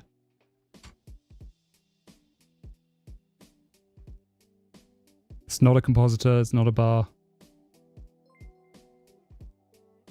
Dan Z, thank you for the follow. Looks very minimal.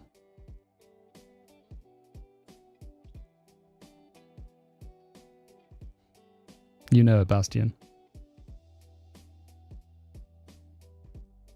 Thank you for the follow. Agilix. Hey, Kyron. Never really understood why you need a .files manager. Is it just to be able to version control specific files you want so they are in one folder, and to have other wanted ones do not get versioned? Yeah, I mean, that is part of it. So, I mean, there's a really good reason to manage your .files in Git, right? Like, you get your history, you can roll back if you make a breaking change, you can fix it, you can understand the changes, you can share it. Like, there's a lot of benefits to that anyway. But also, if you move to another machine, you don't have to start from scratch again. Or, heaven forbids, your machine's hard drive fails or SSD fails, then you don't have all of those backed up, provided you're using good Git hygiene. So there's a lot of benefits to it. But those are the main ones. GoPoro Roro from YouTube. Would you try Gleam on stream? Absolutely. It rhymes, so I'm all about it. But yeah, we'll do a Gleam stream.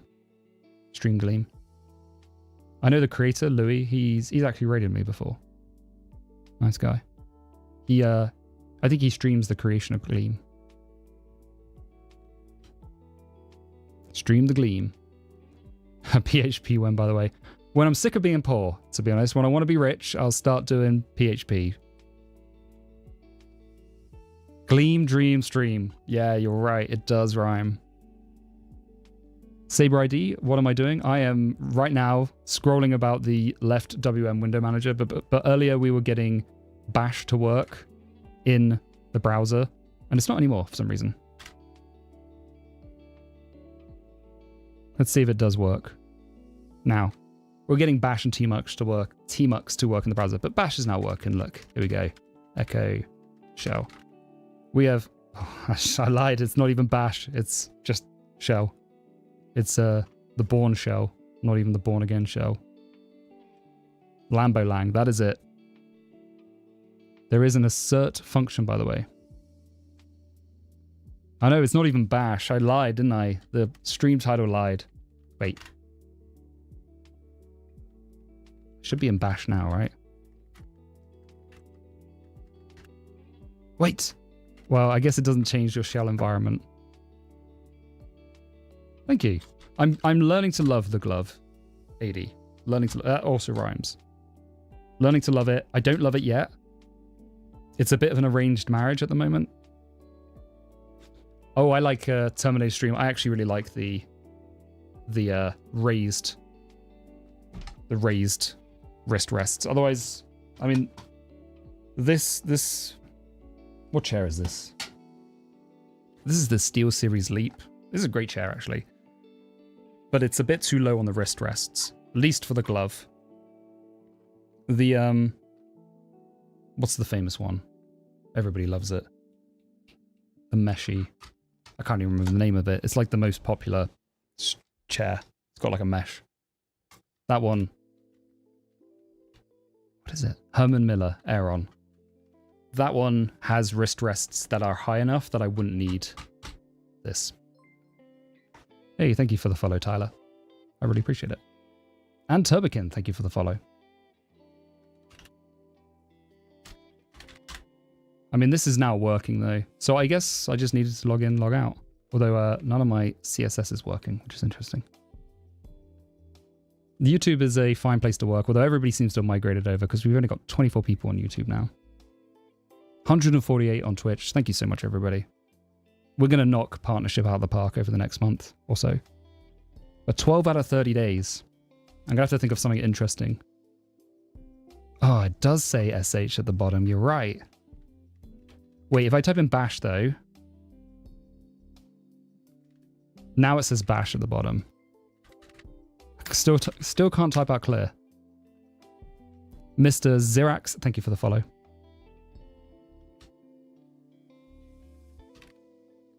I don't think curl works. Yeah, no curl. Apt update. Doesn't work because you need sudo. Sudo doesn't work. Su. Ooh, su does work. Alias, yeah. I need to, but I mean this is for students, right? This ain't my environment. Su. Sudo ES? Can't spell it. So, Su does work. Yes, Su does work. OS? Yeah, Su does work, but you got to get the password, and I don't think that's ever going to happen.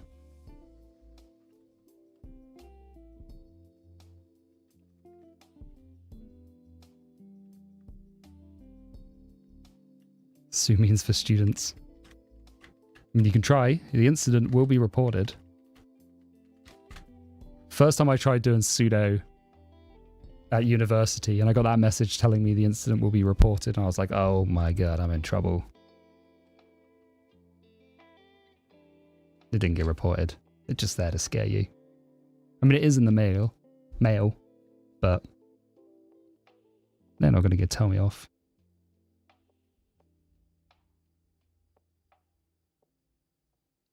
Did I lose you on that story?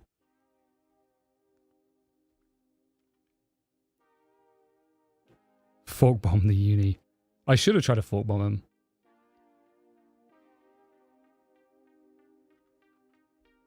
Well, I mean, this was like the university system, so I imagine somebody configured that. But they were using their own like Unix distribution. It was called Bobcat.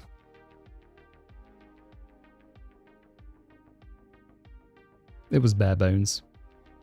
But our tutor was pretty cool. He was basically said, if you manage to figure a way to, because he had automated tests to check our code, and he says if you manage to find a way to hack through or crack the automated tests, he would just pass us out of principle. I went to university up in Newcastle in the UK.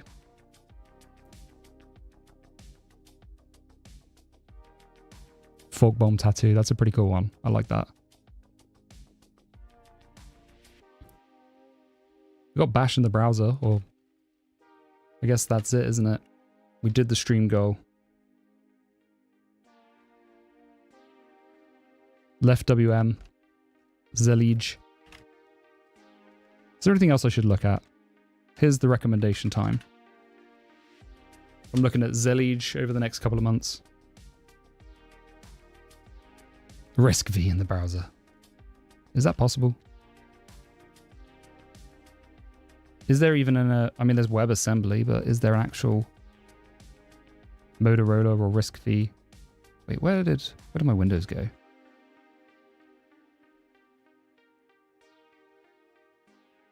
Lost Firefox. There it is. That's pretty cool.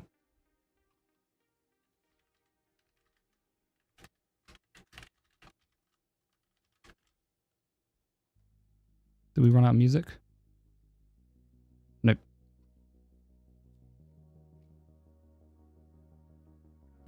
I mean, that's probably a good time to call the stream. 8 minutes. It's the 8-minute countdown.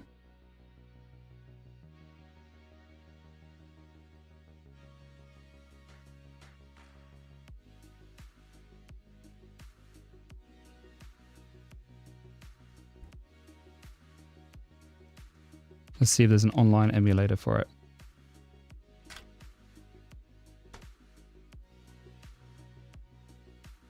$153 people. That's huge.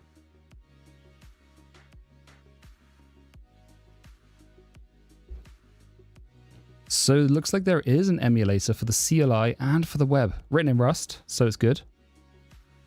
Automatically. You can even run it in a .app. That is more than 3 people, Ligma.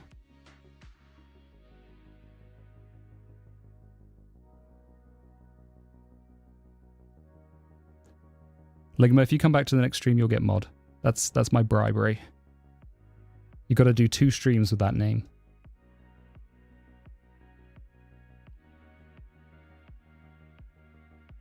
Okay, so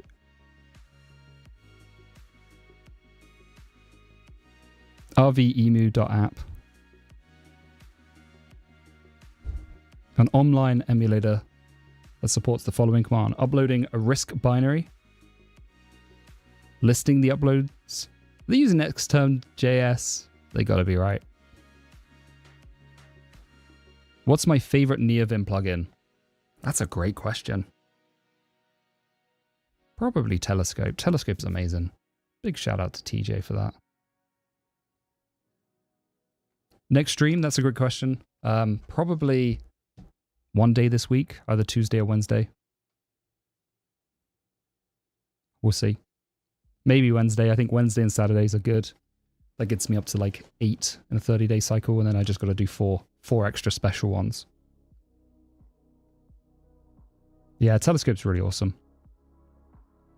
Tyler, what am I doing right now? Well, we're winding down the stream. There's like 5 minutes left, but I'm just looking at some other things you can run in the browser. So we built, well, we didn't build. I built a bash in the browser using WebAssembly and Wasmer, which is kind of interesting, but Wasmer, it seems like a really new project, and they have very little support for like traditional Unix tooling. So they have bash, but they don't have much else. So then I decided to show the project that I had been building a while ago, which is getting tmux in the browser. using it for interactive courses, which is kind of cool again. Ah, I'm sorry. Okay, let me say that again. So, yeah, we're just doing basically, there's 5 minutes left of the stream, but we were just looking at how to get different things running in the browser, such as Bash, Tmux. This is using WebSockets, which is pretty cool. And dynamically spinning up a container in Kubernetes. My voice is starting to go as well, you're hearing it.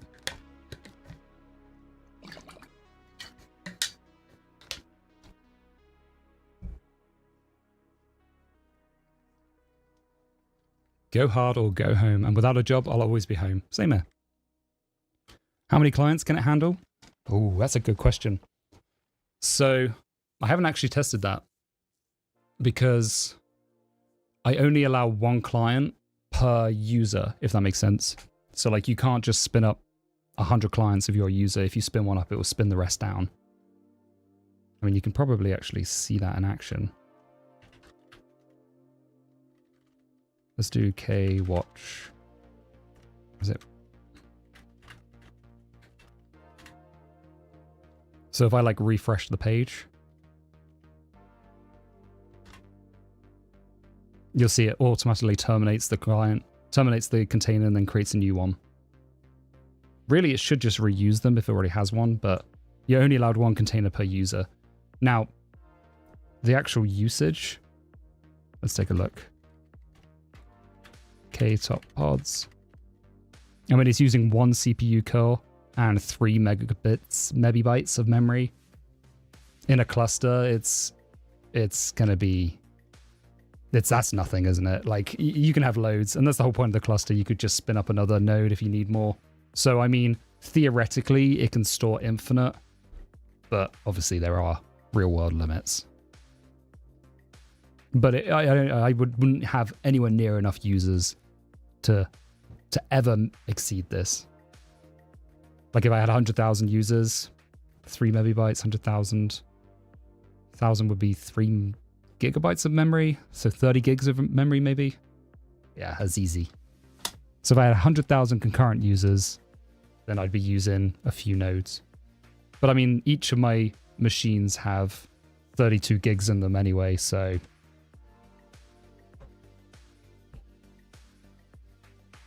K9s for Kubernetes. Isn't K9s... Am I confused here? K9, isn't that a load testing? Okay, no. Something else. Okay, I like that icon. What's the load testing one? K7s?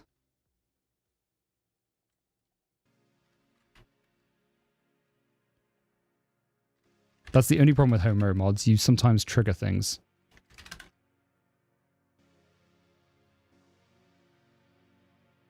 Canines. Yeah, I like dogs as well. Although I have cats, so we don't have dogs.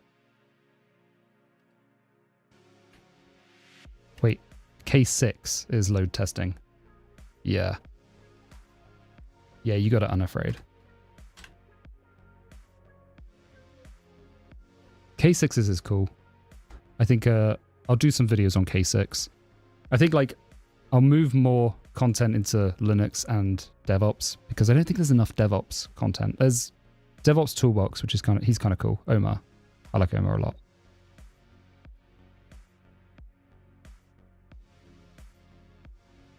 Have I tried Vegeta?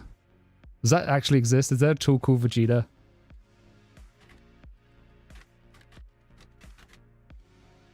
Are you serious?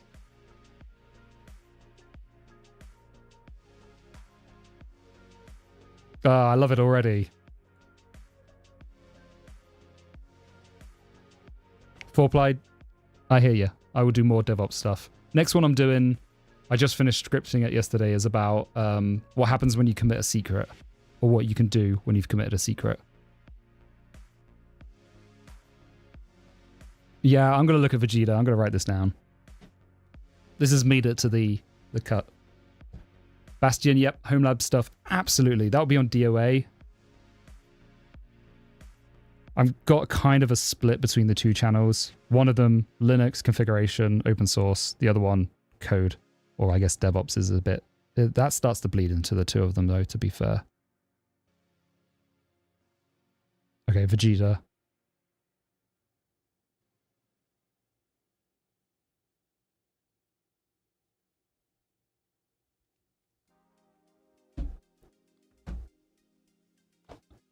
Hey, they got an Arch Linux installation. They're even on Pac-Man. That's awesome. Have I seen Mika Vanderberg? I've not. Maybe. Vandenberg.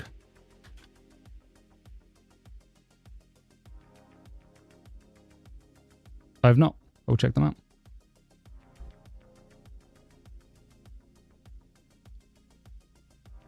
Bumping this in case you missed it. I probably did miss it. Let me take a look.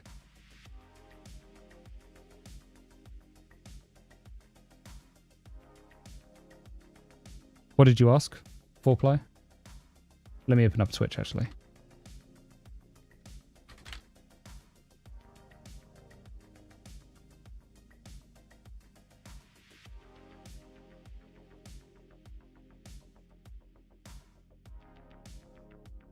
Control plus space L, capital clear. What are my specs?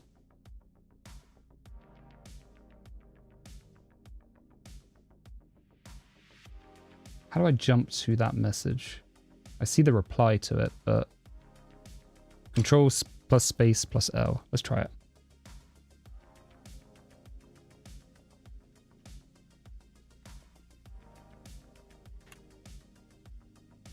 Control space L.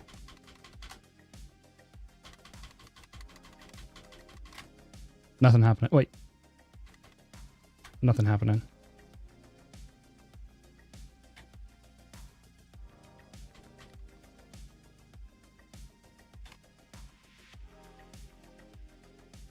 Control space and then L. Can't find last session. Nothing happening. Hit control space colon. Okay. Let me try that. Yep. And then L. Unknown command. Bind L, send keys. Okay. Bind L, send keys.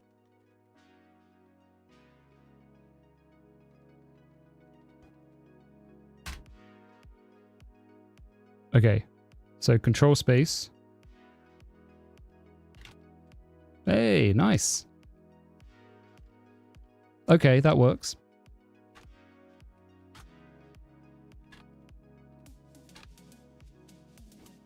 So how would I do that with my home row mods? So it'd be space and then shift. Okay, I've got it. Wait. I got it. It might be easier to do this, actually. Well, that's not easier.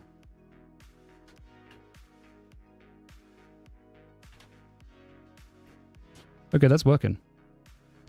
Turgabin, thank you so much for the subscription. You are helping me bring my content to hundreds of thousands of people around the world. And you're supporting me in making my dreams come true. So, thank you very much. And I really appreciate you.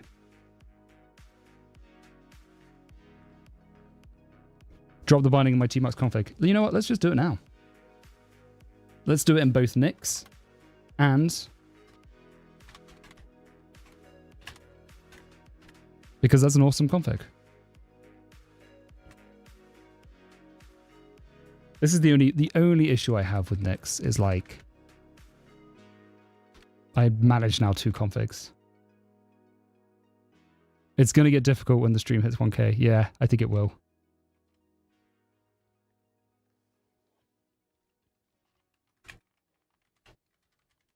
All right, so bind, wait.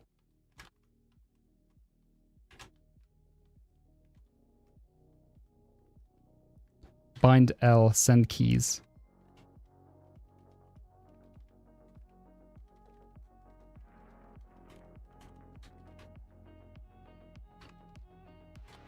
That was it, right? Oh, Yeah, there we go. So that's it in... But I need to also do it in my non-Nix config.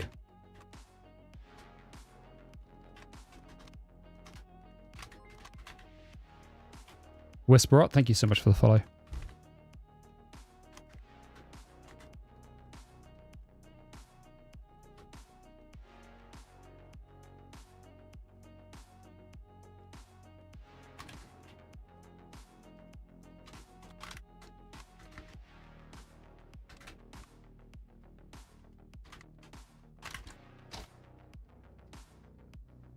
Why am I managing 2 configs? It's the curse of being like 1 foot in the NixOS camp and 1 foot out. So I have one config that is home manager, which is are we going to get spammed again? Thank you for the follow, everybody. We may get spammed. So this is my home manager config, which is used on all my NixOS machines. This is test. I see you on YouTube, Bastian. This, on the other hand, is my no mods on YouTube, no. I may need to set some mods. If you want to be a mod on YouTube, Bastian, let me know. I will set you up as one. So bind clip. So this is... The left is my home manager config. This is my standard default Tmux one, which I'm using as which is managed by Stowe. So yeah, that's it. But that is the end of the stream because we're past time and we completed what we wanted to do, which is great because normally we don't do that. Nix as a package manager on other OSs. Yeah, so DevOps Panda, you can use Home Manager for other operating systems. That is possible. And that is something I could do. There's a reason I don't, though, and that's because I have to film YouTube videos. So the problem I have is that by filming... Yeah, I saw you, Bastian. I'll get you set up. So the problem I have is I have to still film configurations that most people will use. Not everybody's going to use Home Manager. So I still keep a copy of configurations for other people to check out and other people to use. It's just a curse of doing YouTube, basically. All right, let's go and check who we can raid, shall we? I think that's going to be fun.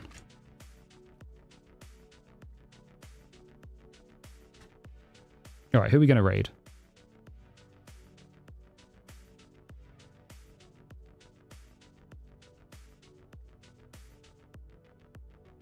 That's all right. You don't need to apologize, my man.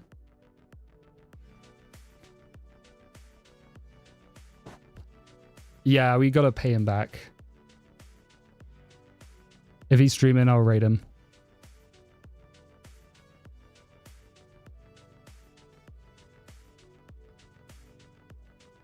Is he on? He is live. All right.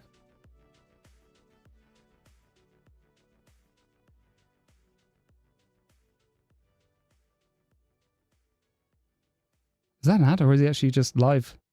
He's at a Linux conference.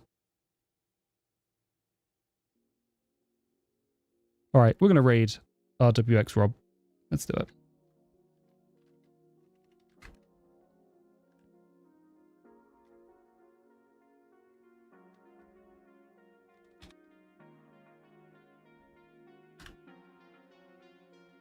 All right, we're raiding in 10 seconds. So thank you for joining the stream, everyone. This was a fun one. Next time I'm gonna think of something more fun to do. But yeah, we got Bash working, we got Tmux working, all in the browser. And thank you for the help with the TypeScript. I'm gonna catch you all on the next one. Peace.